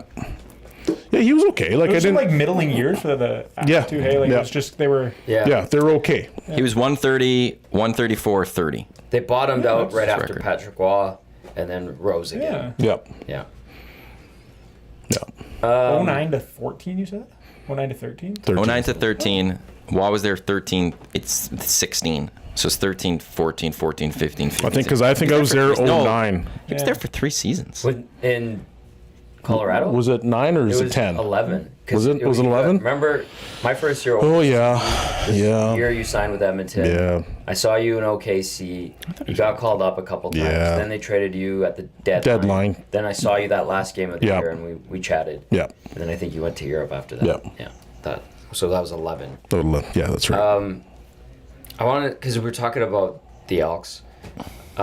Dave Naylor said something interesting on the Nielsen show today. He said that the league would not step in, or he doesn't feel like the league would step in if the new ownership wanted to change the name back to Eskimos or Esks. Well, and that wouldn't surprise me because I would think... That's why I'm bringing it up. Yeah, I would think that he would have already brought that up as, I'm buying this team, this is one thing I would do. And if they didn't like that, they wouldn't let him buy the team. Because I have a feeling a bunch of the candidates that were looking to buy that team wanted to do that. But let's get to Hangout headlines, which is brought to you by the Ranch Golf and Country Club, offering premier conditions, top-notch service, unmatched value. Book your tee time today by visiting theranchgolf.com. I think there would be a lot of appetite to that. there would be. Now, there's a lot of issues with it as well. 100%. And I'll just say this. My understanding of what helped force the name change, I'd have to ask more people, but I've had it told to me a couple times, was the city at the time and those running it were pretty adamant that the name be changed. Otherwise, the facility that the team uses would not be available to them. Oh, that far. Here's the thing. Does it, will it make a difference? In terms of you do? what? Perception changes. I would say, But if you're winning, if you were winning as the Elks, nobody Wouldn't cares. matter. Yeah. if this team had been to 3 straight playoff seasons, we would not. Whoever's buying this team, well, one, they might not be selling. Well, but whoever's buying this team would maybe not be bringing this up because it was they're a winning football team. First game under the new name, whether it's Eskimos or Esks, I don't think you're seeing a significant bump in attendance from people coming back. I truly don't. I also think that if you change it back to that, people aren't going to not stop showing up. There's the thing. Well, the people are going to stop coming because there were people upset about. I know people who have stopped showing up. No. I'm saying, the people that wouldn't support Esks or Eskimos that will stop going. That's not going to happen. Right. I'm just going to say that right now because look at what the attendance is anyways. But if you look at the Elks Eskimos attendance for the last 20 years, it's been a steady decline anyways. Yeah. This has not been anything to do with the name. The 2018 was the only anomaly because it was a Grey Cup year. I would say the two parts. If it was winning, this wouldn't matter. What would have happened? Would we be still having this conversation if they were the Edmonton Football Club? Maybe. I don't know if they would. Less of a blow, but I think that because I think what hurt with the branding was Elks was not exactly a name everyone was like, that's a great name. It's not grammatically correct, I think. And that's the interesting thing. Someone brought that up last week, and I'm like, yeah, I'm with you. But they made a point in the unveiling of the name and branding and everything of saying they checked with somebody from Webster's Dictionary or someone in English, like a true English connoisseur, and it is technically correct. So that's the one thing I don't think you could ever say with it is it's technically correct. Yeah. That's and the I'm tough like, part. I don't If you care. have to go back and forth about what the proper English is of your team name, let's maybe look at a different team name. Well, I mean, you could be the Commanders and be out of Wow. Washington and nickname the Commies, and that was a oopsies. Yeah. It's also it's a very local thing this year. Winnipeg Sports Talk's in the nasty chat saying, "What up, fellas?" I don't know if that's Remus or Huss, but howdy. But I know when Dusty brought up the idea of a name change yesterday to Huss immediately started laughing. Like, you guys still talking about that? Yeah. And everyone around the CFL is like, why would you change the name? This thing's just so stupid. Like, just move on. It's there. Yeah. So It still lingers. But the thing, it's not like you don't get the youth with the name change. This is all about the older generation. Yeah. That's what this comes down to. The youth were not associated with the Elks, but they're also not associated with the Eskimos because they don't care. Like, you're youth of this city and you're to the CFL type thing, right? To just the team in itself. So sure, I guess go ahead, go change it. This is then going to be a discussion that is going to be around your team every couple of years. Yeah. Somebody's going to throw out there, if you will go back to full, I don't think it would happen with Esks. I think if you want to go this way. Yeah, well, exactly. Yeah. What is it? But if you get through that first definition, then I think people could just move on. Yeah.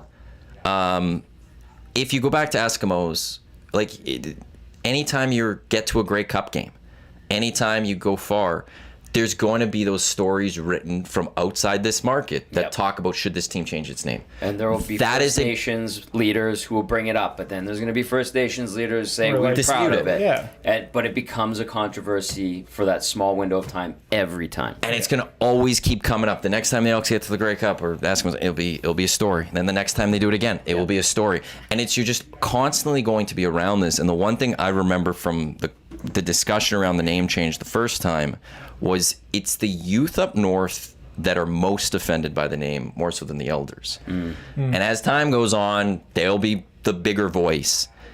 And I've always said, like, you could go back to Eskimos, but the calls are going to be so loud 20 years from now. Yep. It could, And maybe Larry Thompson won't own the team 20 years from now. Who knows? And he doesn't care. But it's going to constantly be a distraction. I think you could get away with the Esks. I truly do. Maybe the Eskies. But what is an Esk or an Esky? Everyone knows it's. Oh, and that's right? where it's the first definition. Because you'll be asked right off the bat, what is Esks? And if you could define it without actually saying the word Eskimos, it ties redefine. I don't know. it ties the history of this franchise with the new direction that we're going type thing. Yeah. You know, maybe if you could say it without Eskimos, then I think you can get away with it and move forward with it. But if you go back to Eskimos fully, I think you win a short-term battle. Maybe. But you might lose a long-term war because this is constantly something you're going to have to deal with. You're going to constantly be getting calls on it from outside this market. I think what solves this is like making it fun, making it cheap, like Winning. winning solves a lot of problems. Yeah. Like, look at the Oilers, right? We had the decade of darkness, and now row seat. winning Yeah. is like nobody cares anymore. Well, Like, they're bringing on the most controversial players and GMs, that's- and people that's are another- like, we'll still show up. yeah, They're still right? coming. I'll go to those games. The thing with Stan Bowman Even was as expensive as it is. Yeah. right. Like, people upset with Stan Bowman hire, Yep. but they're all going to watch the Oilers still, or the majority of them are still going to watch the Oilers. Now, they did lose some you can season get through it. ticket holders, but I'm guaranteeing you it wasn't as many as we might assume.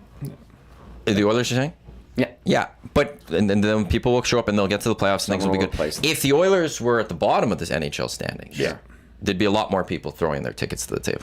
Yes. But it's winning, and that's the same with the Elks. The people are going to show up if you're winning, and they haven't been a good franchise since 2005, really. even if they're competitive, And they haven't been. like They had an outlier for 2 years in 14-15. Those were great years, but they were outliers in the end. yeah. If I could go there and get $6 beers, like Yes. Touche. go get like $5 hot dogs. I'd Gauge your go. dog. $30 ticket, $25 ticket. Like, I'd go. Yeah. Like, turn me into a fan, right? Like, They've started to maybe they've taken listen, the Elks have had a lot of turnover in the front office, obviously, and a lot of staff has been brought in. A lot of old staff has been moved out. But they seem to have kind of taken a page from the Oil Kings, and they've started incorporating some of those deals. I think there was like a 3-ticket pack for like $90 or something. What was the Dino Day? It was like $60 gets you. Yeah, for 2 adult, 2 kids. Yeah. The Dino So Nuggets. So those small steps, right? yeah, like, it's a step, yeah. and I think that appeals to a certain section of the population, and you'll get that little bump up. But then the big things you talked about, Matt, like the winning and the all that helps. It's going to be a big factor in all that. But They used to not have to compete with 2 other summer sport teams. True. Right? Now you're competing with the Riverhawks, who made the playoffs, were exciting. Like, people wanted to go to games. Yep. And the Stingers were fun too. Like, Stingers Stingers did a are great great. job. right? Like, I need to go to a Stingers game next year. they're a blast. Yeah, like They do a great job. my old high school coach, Jay Tomlinson, shout out to him, is one of their coaches there. So Nice. it's pretty cool. I saw him at K-Days a couple weeks ago. So Nice. yeah. Yeah, you're right. There's a buzz, for lack of a better term, around the Stingers. And the Riverhawks certainly, yeah. But those 2 franchises, and nobody looks at, I haven't heard this complaint from anybody yet in our city. Yeah, but the Stingers aren't the NBA. It's just the nobody has said it's just the CEBL. People actually have bought in to the concept of the CEBL. And when we're starting to see good Canadian players have an impact on the world stage, we just saw Canada get snuffed out by terrible reffing at the Olympics. And just an going awful cold. first And going quarter. cold, Just an yeah. awful first quarter. Yes, and then but like the threes on the women's side, they're Yeah. great. Our women's basketball program has been pretty strong, and now we're starting to see professional league that has started out humbly and modestly, and it's kind of built up some momentum, and the Stingers have been part of that wave. And then on the baseball side, I've never heard anybody go to me, "Oh, it's the West Coast League" or anything like that. Who are these players? Yeah, who are these guys? Well, the Stingers had 5 players drafted to the MLB. Yeah. The West Coast League is affiliated with Major League Baseball. They announced that going, I think, in the fall last year, just after the season. And then, so yeah, you might see some of these guys in Major League Baseball in a few years. And then the other thing too is like, Maddie, you've talked about it many times. People go to games to have a good time. Yeah. Yeah, they'll maybe track or remember some of these names a few years down the road, but they're not invested in the players and as much as you would be on the football or hockey side in the NHL and CFL, and then even to the WHL a little bit too. And where I always will say this hurts the Elks, double E, whatever we want to call them right now. What always hurts is though, Riverhawks leave town, Stingers leave town. People don't know what's going on with them. Nope. People generally don't know who they're playing, how they're doing until they come back home. And even then, when they're home, do they really know? Everyone knows what's going on with this Elks team. And For better or for worse, right? That's the thing. They are held to a different standard than those. Those two teams, it's let's just go have a good time. Mm-hmm. The Elks is let's go have a good time, but first and foremost, this team better win. Yes. I want to go watch a winner. And they're in that level, and that's where, again, since 2006, this franchise has been poor. It's 18 years or whatever it is, and they've held 3 home playoff dates. When we had Chris Morris on, That bad. 12, I think they had a home. 14, they had a home. 15, they had a home. I don't think they've had a home in any other year. They've had a lot of crossovers. But we had Chris Morris sit where Tommy was last week. See murder. And he said even, like, it wasn't... He's like, the expectation wasn't make the playoffs. It wasn't host the playoff game. It was win the Grey Cup. Yep. Every single year it was outright. Our goal is to win the Grey Cup. And if we don't, we failed this year. Mm-hmm. And now we're back to... We're just happy if they make the playoffs. Maybe like how that's completely changed. We just want to win a game. Yeah, like it's Playoffs. so it's just they have to win, and they just haven't been good enough. They haven't hired the right people. And I will say this: like, there's a lot of people outside the market ripping Larry Thompson already for if this is his priority with this team is to change the name. I guarantee it's not his number one priority. We haven't even heard from him exactly. yet. I'm pretty sure he's also focused on how do I build a winner. Yeah. How do I put the right people in place to build a winner? Yeah. I don't think a guy who had a construction company that he sold for nearly $1 billion is just focused on one aspect of buying this franchise. Yeah. Yeah. I don't think he's throwing the money on the table, be like, I'm going to change the name, and then I have no more ideas. Yeah. That's it. I'm done. We're good. I don't know what else to do. Change his name and everyone's going to come back. We're good. Maybe not. I have nothing else to provide, like. So. I mean, Trey Ford should help. Like, he's an exciting player. Like, Genuinely. you need excitement. People want to come watch. People want to go watch Connor McDavid, Yes. right? Like Trey Ford, when he took the field in the opening series for the Elks the other night, which was like 5 or 6 minutes into the game because of the drive that BC had to open things up, Ford got an ovation from the crowd they didn't even a CG choreographed in-house announcer didn't even announce Trey Ford. Like the Elks took the field and people were just like, "Let's go, Trey." And so, I think that's a sign. And then when they won, the West Side, at least, there was like a standing ovation from a good chunk of whoever was left at the game, appreciating it. nice. Yeah, you need excitement. Like, get behind a player, right? Yep. Get behind that. Yep. He's your face now, right? So. Propane Pimp, Paris Jewelers inbox 780-218-9999. Keep in mind, during the Eskimos high point, they competed with Oilers, Trappers, and Drillers. I didn't buy the Hawks and Stingers are a reason that I don't buy the Hawks and Stingers are a reason the football team can't get support. And the name change is the dumbest excuse going. If they change back with all the online people calling for the Eskimos name, I'd expect 55,000 people every game for the first season. I will say. I'll expect that too. Yeah. For game one, I expect up. then a near perfect sellout. Yeah. If everyone that's wanted said, I'm not supporting this team because they changed their name, I expect a sellout. Yeah. Like, were they competing with the Oilers? I guess a little bit. Like Yeah. September, October, maybe a little bit. When?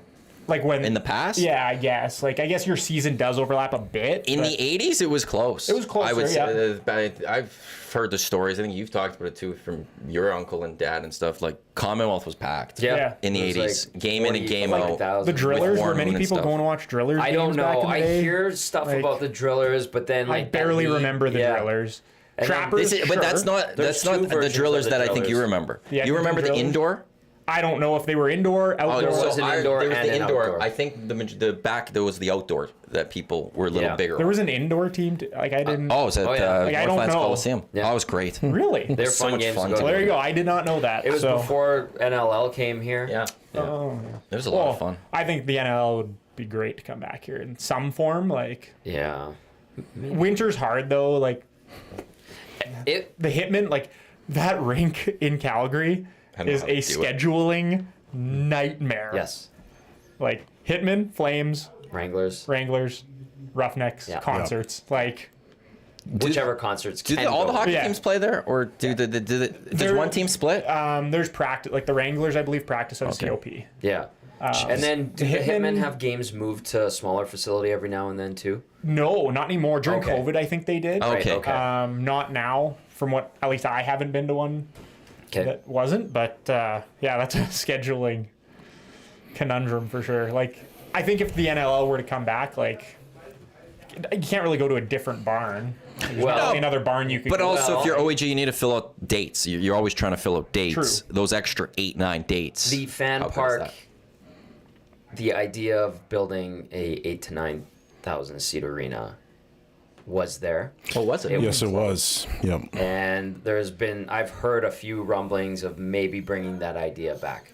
What about the DCA? Like, could the DCA house an NLL team, or is there not enough No, seats? no, that's They would, what's eh? 1,500, I It was think. supposed to be at Boyle Street. That's where that rink was going to be. So they're going to have the fan park, and then right where Boyle Street was, they were going to put a smaller rink. Okay. Actually, just back to the Elks here. That's going to be an interesting thing to hear tomorrow from Larry Thompson, because we're expecting a press conference tomorrow. What is his future with Commonwealth versus new facility? When Rick Somebody is getting older. Lawlisher first announced, and they announced looking at ownership, he said the new owner, like in his mind, he thinks they need a new facility. I'll be intrigued how much Larry Thompson has thought about this and what he's committing to, and what, like, people could focus on the name. Yeah. I think that's a bigger story. What is he going to say tomorrow about the idea of we're in on Commonwealth, we're going to make sure that this is a little bit better, all of that? Or you want to know something? I think it's time we start looking at a newer, smaller, I know you want 40, but 40. something, 30, 35,000 seat stadium. What's Commonwealth right now? 55. 55? Yeah. Okay. Again, 31 lower bowl, I think. you could Yeah. rebuild a new stadium, maintain the facilities like the field house, the locker rooms, the rec center, and you just tear down the old stadium and build a new one on the old stadium site. That is feasible. How I think long so. will I that don't know take? what it costs, but you could do that. Would to you do put that, a roof over it, maybe? Perfect world. I mean, cost prohibitive. Yeah, well, yeah. a perfect world, 100%. A retractable roof. Yeah. To me, you have to have retractable because on that beautiful summer night, you need people to be able Yeah. to sit outside in the sun and watch the football team. But also, if you have that retractable roof, to me, the big thing is what could you bring in the winter? Couldn't you bring the monster jams in a January? PBR or... Could you bring that extra concert that comes, that we only have that limited time window to bring the concerts in? Could you bring an extra bigger, one or two big world tour acts? Because That's why you need 40 minimum. I agree. That's why I don't want to, like, partly I don't want to get rid of Commonwealth is I don't think we would build that big of a stadium. Because right now there's a lot of, like Luke Combs played there, Garth Brooks played there. Yep. Both great shows, by the way. Like, awesome. And, like, that's a great place for a concert, too. Pink's coming up. Metallica's coming up. Yep. In the next couple of weeks. That's why the Elks are on the road for 3 games. Well, 2 of the 3 games. This is why they're on the road. The other one's Labor Day. So they're always on the road on Labor Day. So, but yeah, that's the thing. I'll be intrigued by Larry Thompson with what he has to say about that. The drink of the EST Hangout is 2 Hoots Hard Iced Tea, real brewed tea, big taste, bold refreshment. They got the French side facing the camera today, so for all those francophones out there, you get the French box of 2 Hoots. I'll have to remember to fix. Zach always reminds me to flip it around. Forgot today. Let's get to AccuSteel or Road Warriors, brought to you by AccuSteel Heavy Haul Trailers, custom manufacturing heavy haul trailers for mining, oil and gas equipment, highway transportation. No patch jobs, better than you solutions, trusted by the leaders in heavy transport industry. Get on the road with peace of mind for your large loads. AccuSteel.ca. Just want to get to Oil Kings because we get to the SDs in a moment here as well. What's the because it's training camp should be starting pretty soon here for the Oil weeks, Kings. Yeah. 20. What are we at? 20. I think 25 or 26. I'd have to look at the schedule again, but yeah, that's when kind of things will. 28th maybe is when things kind of really get going, and then some preseason games for the boys. Kind of that next week and 2 weeks after that, and home opener is the 28th. At home, a little afternoon affair against Calgary. Boys start on the road, Lethbridge Med Hats, so it'll be fun. I think there's a lot of excitement with the team, so I'm looking forward to it, and I know staff and everyone's looking forward to it too. And obviously, off the ice, there's always all the fun going on with it. Teddy bear toss again too. A whole bunch of fun. I guess theme nights and stuff. So keep an eye out for all of that. We'll do the subtle plug for it, I guess, right? So, I'm intrigued. I'm always intrigued when what gets announced and you see what's going on with that. Where's training camp? Is it? Because I know they've done it in Fort Sask. At DCA. A lot of it'll be at DCA, I'm pretty sure. So kind of keep it all local, and then preseason games they announced we're in Edson and Morinville, and then there's one in Calgary or just outside of Calgary, I think. I want to say Seven Chiefs maybe or something like that. That's where they played a few games. Yeah, that's right. I think that's where it is. I don't know for sure though, so don't quote me on that. But I like that they move these preseason games into smaller communities. It's awesome. Yeah, you get a turnout from them. Maybe some people who haven't been exposed to the WHL go in and get to see some great hockey. Yeah. Probably at a decent price too. Yeah, I know in Saskatchewan, a lot of the Saskatchewan teams will do it too. They'll play in some of the smaller barns and maybe some junior A rinks too. So.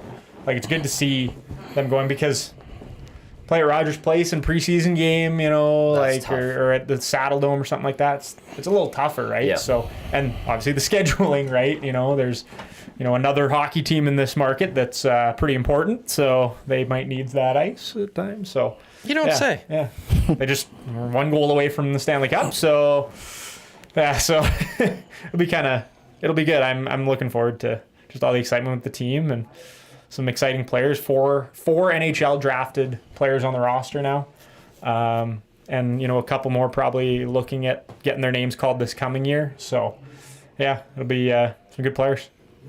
Yeah, Kerhill. Up and up. Kerhill won't sit on his hands. If he sees this, there's a move to also improve this team. He'll go and make that move. Sure, and, we should be seeing a jump with the Oil Kings this season. We also got the STs coming up September 17th. Officially announced. Tickets on sale now. Email me, Matt at EdmontonSportsTalk.com. $10. Cash or e-transfer. It's happening. We're doing it. We're going to the Metro Cinema. Black tie event. Doors 6:15. Showtime about 7 o'clock. And we've been slowly going through the categories and looking for nominations for various categories. Today, it's one of the major 4 awards that we have. The first of the 4 awards was Show of the Year, which we discussed on Monday, but the nominees are all there. Today, the other one, Episode of the Year. What was the best episode of the year on EST? The early ones that I threw in there was the Hangout with Torrens and Alice. That was a great show. We've got the Nielsen show on the day that we gave away a trip to Vegas and Corey B got his tattoo. That was a crazy one too.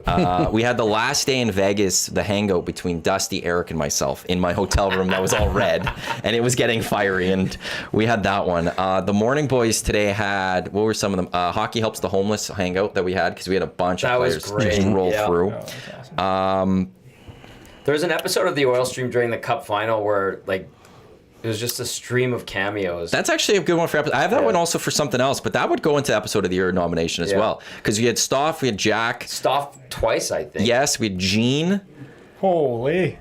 Jamie McLennan, Luke Gazdick. Are we missing someone? You just kept being like, oh, and this guy wants to say hi, and this guy wants to say hi. Did Dregs pop by? I can't remember. I don't think he was there. No, Dregs wasn't there. That's right. But But that would maybe go an episode of the Yeah, year. that was funny. Your thoughts, 780-218-9999, Paris Jewelers inbox, or jump into the nasty chat with yours. Where does the Dusty wrote them down. the watch party fall under? Like the one Yes, so I guess that would be an episode, but it that was, was wild. we When just did launched- the watch party. We launched Yeah. 6 o'clocker lager that day, although Joaquin had one the day before. Well, it's the Saturday before. Yeah, on Hello Hockey. And what? Sorry, it was one of them. One of them that we have is going to eventually be rant of the year, and Tommy's rant after the San Jose loss. Yes, declared that the actually has season to. over. Yeah, okay, no, that needs to go in there. Well, that was just a great. November 9th. But that's He remembers the date well. Oh, yeah. I called myself out for it many times late in the season. I said this year was over, and they completely proved me wrong. that might actually You have to be redeemed an episode of the year. That was wild. That was one might crazy. have to be an episode of the year. Our listenership, viewership that day, especially considering we were only 2 months into the season, into EST as a entity. Wild. The morning show Christmas episode, like before they did a 6 o'clocker party or something, and that one was also nominated today. So those are, we have some really good show of the year. I think is going to be the big award. Yeah. Or episode of the year. Show of the year. I think we have the favorite of that one. Although, Yeah, it's Hello Hockey. on the morning show. You two. Actually, I need to talk to you guys because there's one that I need. We have a couple already that were nominated, but I'm sure you guys could think of a few more. But the Hangout was getting a lot of love for show of the year on the morning show. Very happy I to was hear a that. little surprised by that. It's a fine program. Guest of the year. We had Ty Gretzky. We have Brian Burke. Brian Burke was Hello, phenomenal. Brian Burke was David really Pagnotta. good. Yeah. Do you have anyone else that might be the top of mind that you go, that would be a guest of the year on EST this year? Georges. LaRock? Or No, Josh Georges? Josh Georges. Josh Georges He came was on. He was real spitting good. fire. Yeah. He was excellent. Yeah. Because how this works is our Nasty Club annual members, they will get sent a Google Forms eventually, where you will vote your first, second, third, fourth choice for every category. And then I will weight all that, take those finalists, create a panel of 3 that are not part of EST, like within the building of EST, so there's no conflict of interest, hopefully. And then those 3 people will do their voting, and they'll dissect it, and we'll have the winner. And Very serious process. Yeah. eh? Oh, It's I'm wearing a tux to the S. Yeah, there you go. Black tie formal. Wow. What do you- Wow. I'm not coming. he can't. Oh, baby. Like literally he's on baby run watch. that day. Yeah, yeah. Damn. Baby watch. Can't do it. You're on baby watch. It's Yeah, tough. It's going to be good. It's going to be good. Am I missing? No, nothing else. So yeah, the ST September 17th. Get your tickets. I want to $10. say It's gonna be great. Based on where we're at, I think we announced it not even 24 hours ago, Combine, like Scooby. and we're 25% sold. Oh, yeah. I would say about 25% sold of what I was hoping we'd sell. So Good. we're moving nicely. We also had Gooby on. I'm glad someone remembered. Yeah. Gooby was good too. Gooby designs skates for NHL players, and he does like custom stuff. And his story is crazy because he moved from Quebec to Fort Mac. They had the floods. His downtown basement suite got flooded. Mm-hmm. They looked for a place to get him into a new place, but it wouldn't accept his 2 dogs. So he was essentially homeless. And he just started like doing designs on skates, and then he sold you'd do it for like $50, and then upped the price and kept doing more and more. And actually his skates are the only ones NHL approved to be worn in game by players. Because a few other companies have tried, and their method or whatever compounds they use flake off, and the stuff falls on the ice, and it can create a trip hazard, I suppose. So we had Gooby on, and he told a story, and people were just like, wow, this guy's insane. Like, this guy, well done. Committed. Gooby also was very appreciative of the backscape that we sent him. He was all over. Gooby's a hairy little dude. He's like, are you sending me the backscape? I'm like, yes, I'm sending you the backscape. And yeah, that was a great guest because his story is wild, and now so he started at about $50 a pair, and he was just doing them locally wherever he was. And then now I think it's like upwards of $1,000 to get, and there's a backlog of people trying to get skates. And he did Marner's like all-star skates. He's been doing Anthony Duclair's. Did a pair for Ty Gretzky that Wayne wore and signed, and they auctioned off for charity. He's got a really neat story and kind of one of those side pieces to, the main focus in hockey, but pretty neat. Yep. Great guess. Good reminder. Yep. Yep. Matt Barrett of the Edmonton Oil Kings, play-by-play voice. Matt Iwanyk, Shawn Belle, Tom Gazzola with here on EdmontonSportsTalk.com. Tune in iHeartRadio as well as those watching on YouTube. This text coming in just back to a stadium. Do you think going to a smaller stadium but making a natural grass so that we can get more soccer games here for the national team and maybe the CPL as Commonwealth is terrible for soccer? It'd be pretty cool to do both, kind of like BMO in Toronto. I don't know what you'd think about that. The two things I would say is I don't think there's an appetite right now from the city of Edmonton or the people in Edmonton to bring soccer, Canadian soccer back here, because we were bidding to be one of the host cities for the 2026 World Cup. Edmonton has been there for Canada soccer for decades. It was the home of Canada soccer. It was the home for years. In the 90s, Craig Forrest has talked about that no one wanted to play host to Canada soccer. So Edmonton did. Yep. Edmonton was constantly doing things. We've hosted 02. We hosted an under 20 World Cup, was it? U21? Something like that. Yeah. Women's World Cup. Did the Ice Taka games. That was great. We're bidding for 2026. There were supposed to be 3 Canadian cities. In the end, the only 2 cities bidding were Edmonton and Toronto. So it looked like we were going to get one. And then the president of CONCACAF used to be the president of Canada Soccer, Victor Montagliano or something like that. I can't stand the guy. He convinced Vancouver to get involved. And then Toronto got the games and Edmonton got nothing. Part of that does come down to we demanded stuff as a province. The province did, was demanding things. But at the same time, there's supposed to be 3 Canadian cities. And there could have been more done, and I think there was a lot of people within Edmonton in various parts of the city, in various departments, organizations. Ask Quinn Phillips, and she just gets angry. People are pissed. Yeah. And I don't think there's an appetite to bring it back again, because why? One of the things, you want the Men's World Cup, and we got shafted on that one, so why do anything ever again, in a sense? If you've got a smaller stadium, though, could we get a CPL team? 100%. Mm-hmm. I think that would open it up for a CPL team. The reason we don't have it, one of the things that FC Edmonton fell was that there was no stadium for them to play in, and no one wanted to buy the team without a stadium, and Clark wasn't good enough. So if you built even a 40,000 seat stadium, you probably likely, I would see the CPL would come back to Edmonton within 5 years or something. Yeah. But you'd have to get a stadium. But yeah, I wouldn't personally. I think it's going to be a long time before we think about any Canadian national soccer games being played in Edmonton again, which sucks, but makes sense. The field right now, I think the turf right now at Commonwealth, they did an audit on it. It has a couple years of life left in it. It was replaced. Well, it's for 2015. For 2015, it is a more soccer-specific type of turf. That's why it froze in 18. Yeah, and it has something to do with how it's like the weave underneath, because the way football players generally plant compared to how soccer players plant their feet when they're running and moving is different, and there is a different feel to it. So it's still going to be there for a little bit, but it's getting close to the end of its lifespan, and they could put grass back in. It's just a cost thing, or they could just replace the field turf. Well, the problem with the natural grass was that as you start putting more concerts into Commonwealth, it destroys the grass. Yeah. Yep. That's why they went to the artificial turf, because I think it was U2 came in and just decimated the natural grass. And so they then went, we're going to go with artificial turf and moving forward, which it was a huge advantage having the natural grass. Yep. Maybe Larry Thompson will push for that. If you want to bring back something from the past, do natural grass. Bring back the natural grass. It's safer. It is safer. Mm-hmm. It's preferred. Well, you know what's interesting too? Now you're seeing the NFL going more to natural grass, but the demand for field maintenance and what's expected from the players, we're starting to see. I think like San Francisco Levi Stadium has terrible turf, and it's natural grass, but like players complaining openly about A, artificial turf in the NFL, and B, if a natural grass field isn't up to snuff, they let it be known. And it's kind of interesting to see how that's developing. Obviously, the CFLPA does not carry the same clout that the NFLPA does.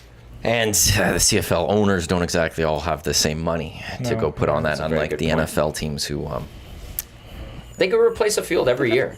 They could replace it every month or whatever. They wanted to. Yeah, seriously. Dude, they like roll out the grass like out of those dome stadiums, right? Yeah, like Arizona and Vegas have it. Yeah. Actually, people need to, if you're a nerd of that stuff, or you like reading up on those type of things, which I kind of do sometimes. Real Madrid's new stadium, it like lowers. I saw that. It's crazy. And unbelievable. Like it goes under, and then they take care of it underground and stuff, and treat it, and it's this. it's ridiculous what they're doing with Real Madrid. Because they have the specific lights that grows grass, Yes. right? And it just lowers down below and it breaks up or something, and they grow it and take care of it, and then they bring it up for the matches and stuff. It's ridiculous. Yeah. Like, go read up on that one now. Real Madrid would probably be the most valuable franchise in the world. it's Pretty insane. close, yeah. Probably be the biggest. And Matt brought up the fields that are on tracks in Arizona and Vegas. When they had the Super Bowl the last time in Arizona, was it last year or 2 years ago? They specifically grew a different grass and field for the Super Bowl, and apparently it was a disaster. Yeah. It was terrible. The players were complaining about it, apparently, yeah. and they replaced it just for the Super Bowl. And it was just an unmitigated disaster. Well, Copa America in the States, they put natural grass everywhere, and it was a disaster. Yeah. Because they put it in, like the one in Atlanta was put in that week, and players were complaining because it didn't have time to grow. It was just Didn't take. It was awful. Like, if you're doing natural grass, you have to put it in a lot sooner and let it grow and all that. Who's your NFL team? Denver Broncos. Oh. Been a couple painful years. But, No Russell Wilson. There's light there. Yeah, I will stick by them for now, I guess. And we'll Russ see. did not cook. No, he did not. I have a buddy who's a Chargers fan, so the back and forth is quite interesting when they either play or when the Broncos are not doing well. I hear about it. That's for sure. Well, do Chargers fans have a lot to talk about? No, well, No, they don't. They get to the playoffs and they fail. Yeah. Like, although Jim they have a Harbaugh's quarterback that's good, I guess. Yeah. So Although they kind of want to some of them want to get rid of him. yeah, I don't know why. He's probably a top 10. Justin Herbert's probably a top 10 quarterback in the league, maybe. I would think 12, so. maybe. If you really want. I think if you go 12, I'd say absolutely. Yeah. Just without running through the names in my head. Like, you could make an argument. He's top 10 probably. Yeah. I would think so. Yeah. Well, you got Lamar for sure, Patrick Mahomes, Josh Allen. Yeah. Don't say Kyler, because I don't even believe in him. I was going to say Kyler. Give me Justin Herbert over Kyler Murray. Yeah. Yeah. Probably better team guy, too. Maybe. I Call gotta it try a to go hunch. through the names in my head. Or I'm trying to go through the teams. Well, Brock Purdy, I don't know. He was looking pretty good. Actually, Yeah. Brock Purdy would. Nobody wants to give Brock Purdy credit. QB he's rank. good, man. System quarterback, NFL. this, that. Like, Aaron Rodgers, not anymore. No. No, Like, that's the thing. Matt Stafford, he's still pretty good. Okay, Pro Football Focus. They're 32. Patrick Mahomes 1, Lamar Jackson 2, Joe Burrow, Oh, yeah, Joe Burrow for sure. Josh Allen, Justin Herbert 5, Yeah.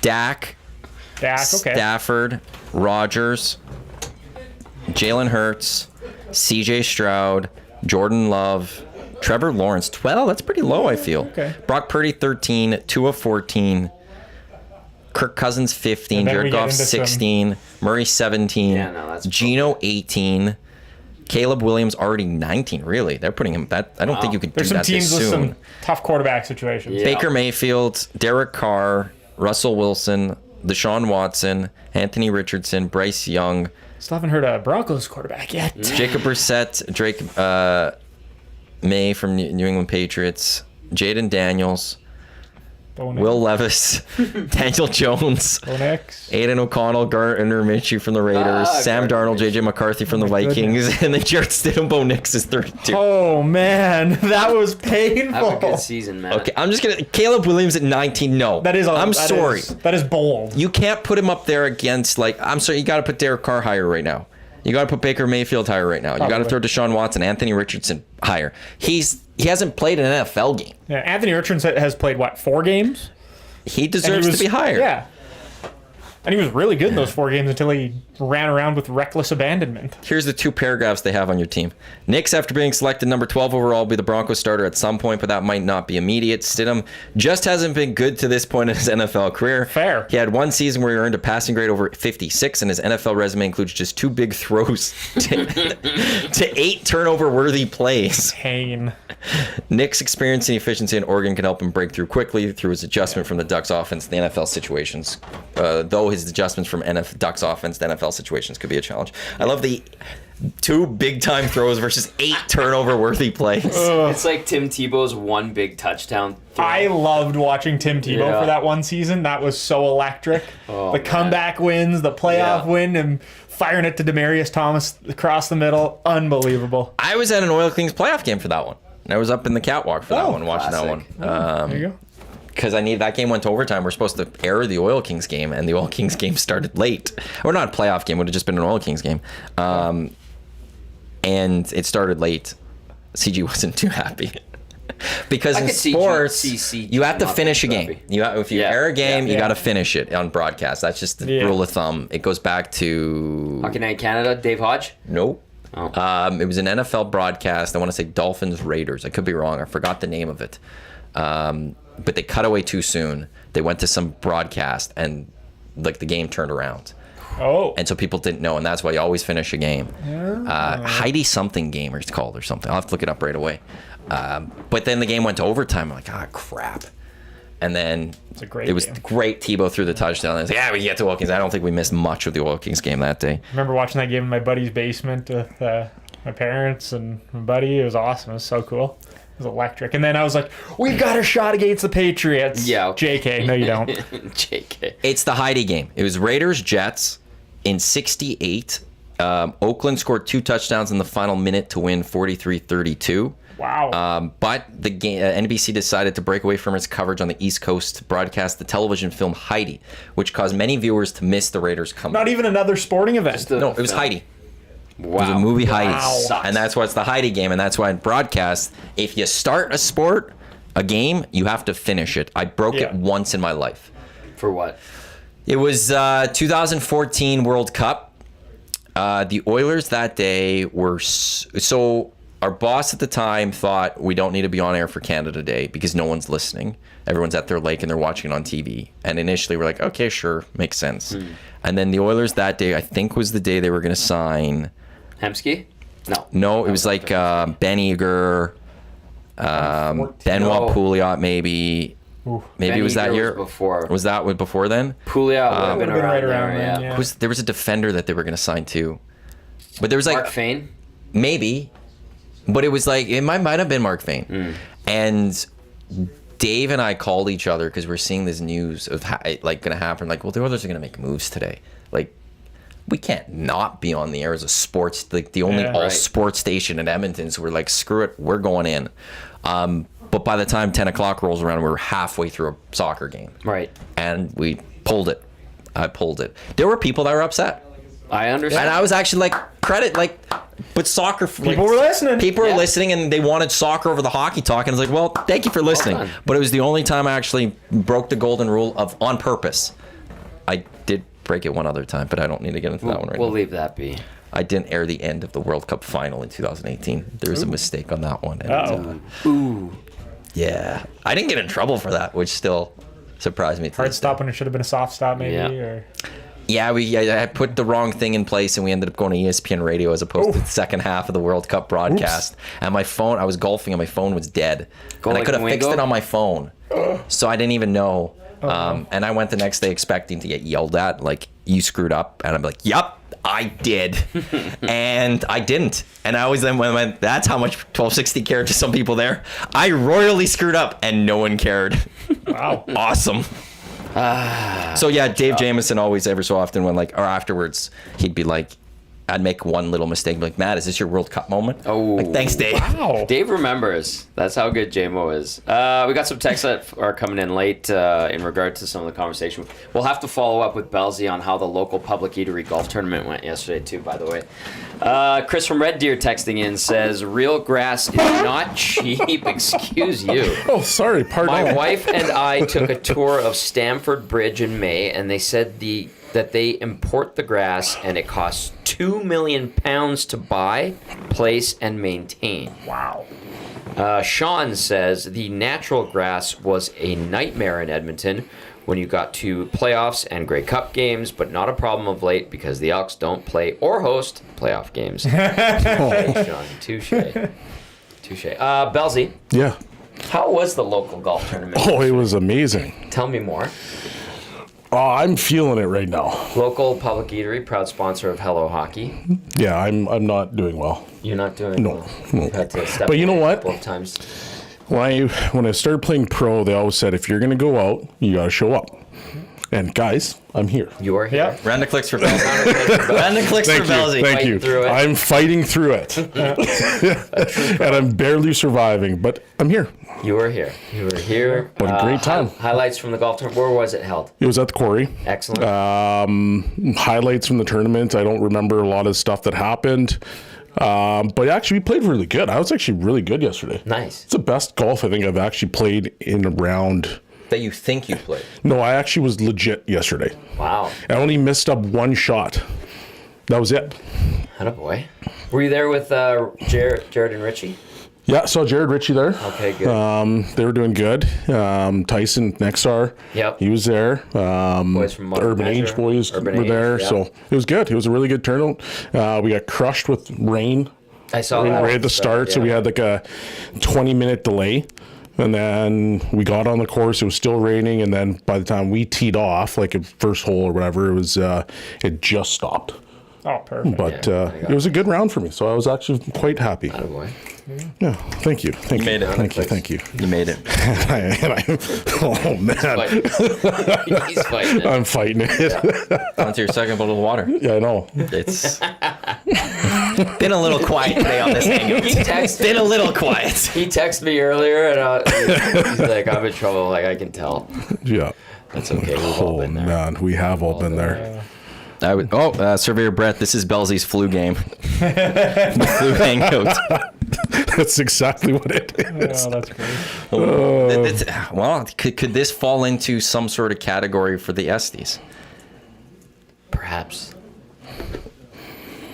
I don't Carte think. blanche. I'm just trying to. I don't think there would be enough categories for. I don't know if you've had enough. Maybe. We're trying to aim for like 20 categories, you said? I want more. I'm at 20. Okay. We've added a couple more because Okay. there will be some awards that will be like, hey, prior to the show we announced, or these were the Oh, winners. yeah, we're not going to award all of them at the show, Right, we Because have we're going to filler run awards too and much stuff, time. yeah. We're out of too much time. That's like grinded out show or something. Well, that's where it's going. Like gutsiest performance. yeah, there you go. So Belzy would fall into that right now. Yeah. But I don't know if we have any other gutsy performances. This is a gutsy performance. I know, right now. Well, how about have other after ones? Super Bowl at Century Casino? Oh, Eric could get a gutsy performance Eric for that has had one. a few Dusty would have a Yeah. gutsy performance. Well, we all could be nominated for that the next You day. had of to that one. step up because Trev was Didn't show up. and Zacticum was in rough shape. Well, no, Zach just didn't know how to do anything. Well, he Wasn't trained on it yet. Right. That was going to be his Very train thing. early in Trevor his was going to tenure. train Zach that day on. Did not happen. So Oh, jeez. Yeah, and we were on location. We stayed at the hotel at the Century Casino. Yeah, the boys had a night. I think that we just now added another category, Oh, and man. you've got nomination because this falls into the first Beautiful. year of EST. Beautiful. Gutsiest performance of Yeah. EST. Yeah. Aiden, via the text line, Paris Jewelers inbox, says, been listening to the whole hangout today. I swear I didn't even know he was on today. Oh, that's amazing. Fair. I have been quiet, but I haven't been that No, quiet. you chimed in. I've chimed in, but I was struggling. Yeah. You've also left twice. Yeah, I know. I'm well aware. I'm back here both times. I thought about walking out this last one though. I thought you did. I actually thought. Like I've had enough. Something to Tommy, and I'm you're like, I thought you were saying, I'm done. I gotta go. I'm done. I can't make this I anymore. had faith that he would be back, and lo and behold, here. Oh man. He's not abandoning ship just No. yet. Once again, Oil Kings training camp later this month, Yep. and then first game at Rogers. Wow. Jeez, going old school there. Yeah, the 28th of September's home opener. Yeah, it's a early start, little matinee affair, a little 2 p.m. So yeah, it'll be awesome. Just looking forward to season. It's gonna No be elevator passes, and we're all no good. elevator passes. Yeah. So we'll see. OilKings.ca Yeah. for tickets. There you go. As that season gets going, you can listen to Matt call the games iHeartRadio. Yeah. So you can listen to Edmonton Sports Talk on iHeartRadio, Round of clicks and then to you Matt. could flip to the Oil Kings. To Matt again, not me. Matt Barrett once again, the voice of the Edmonton Oil Kings and head of communications. Thanks for coming in. Yeah, thanks for having me, welcome guys. back to the city, but Yeah. also welcome Yeah. to the Edmonton Oil Kings, awesome. and hopefully can have you on at some point this season or course. throughout Many times. to talk Let me some know. Oil Kings and all of that. Absolutely. Let me know. Belzy, good job. Well done. Thanks, Battle. buddy. I'm gonna go full Thank clap you. on this one. Good Thank battle. you. 2 hours, Thank you you. battled through. Thank you, did it. nasties. appreciate you. And you helped inspire a new ST category. I appreciate it. I do what and I if you can. happen to win it, I will rename it the Shawn Belle Award. Thank you. I And appreciate straight up, that. if you win it, I'll give it the Shawn Belle Award. Done. This is amazing. Vote for me, nasties. We'll have that. Coming up next, it is the Lock Shop.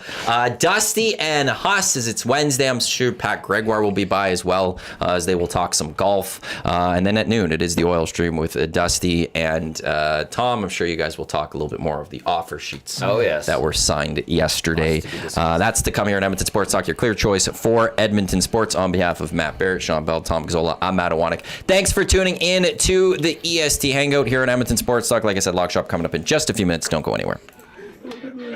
Let's go. There you go, right in front of the camera. First-time guest, long-time listener, fan of the original draft commissioner. Welcome to the EST Hangout presented by White Claw Hard Seltzer. The difference is clear. Matt Iwanyk, Tom Zola with here. Joining us today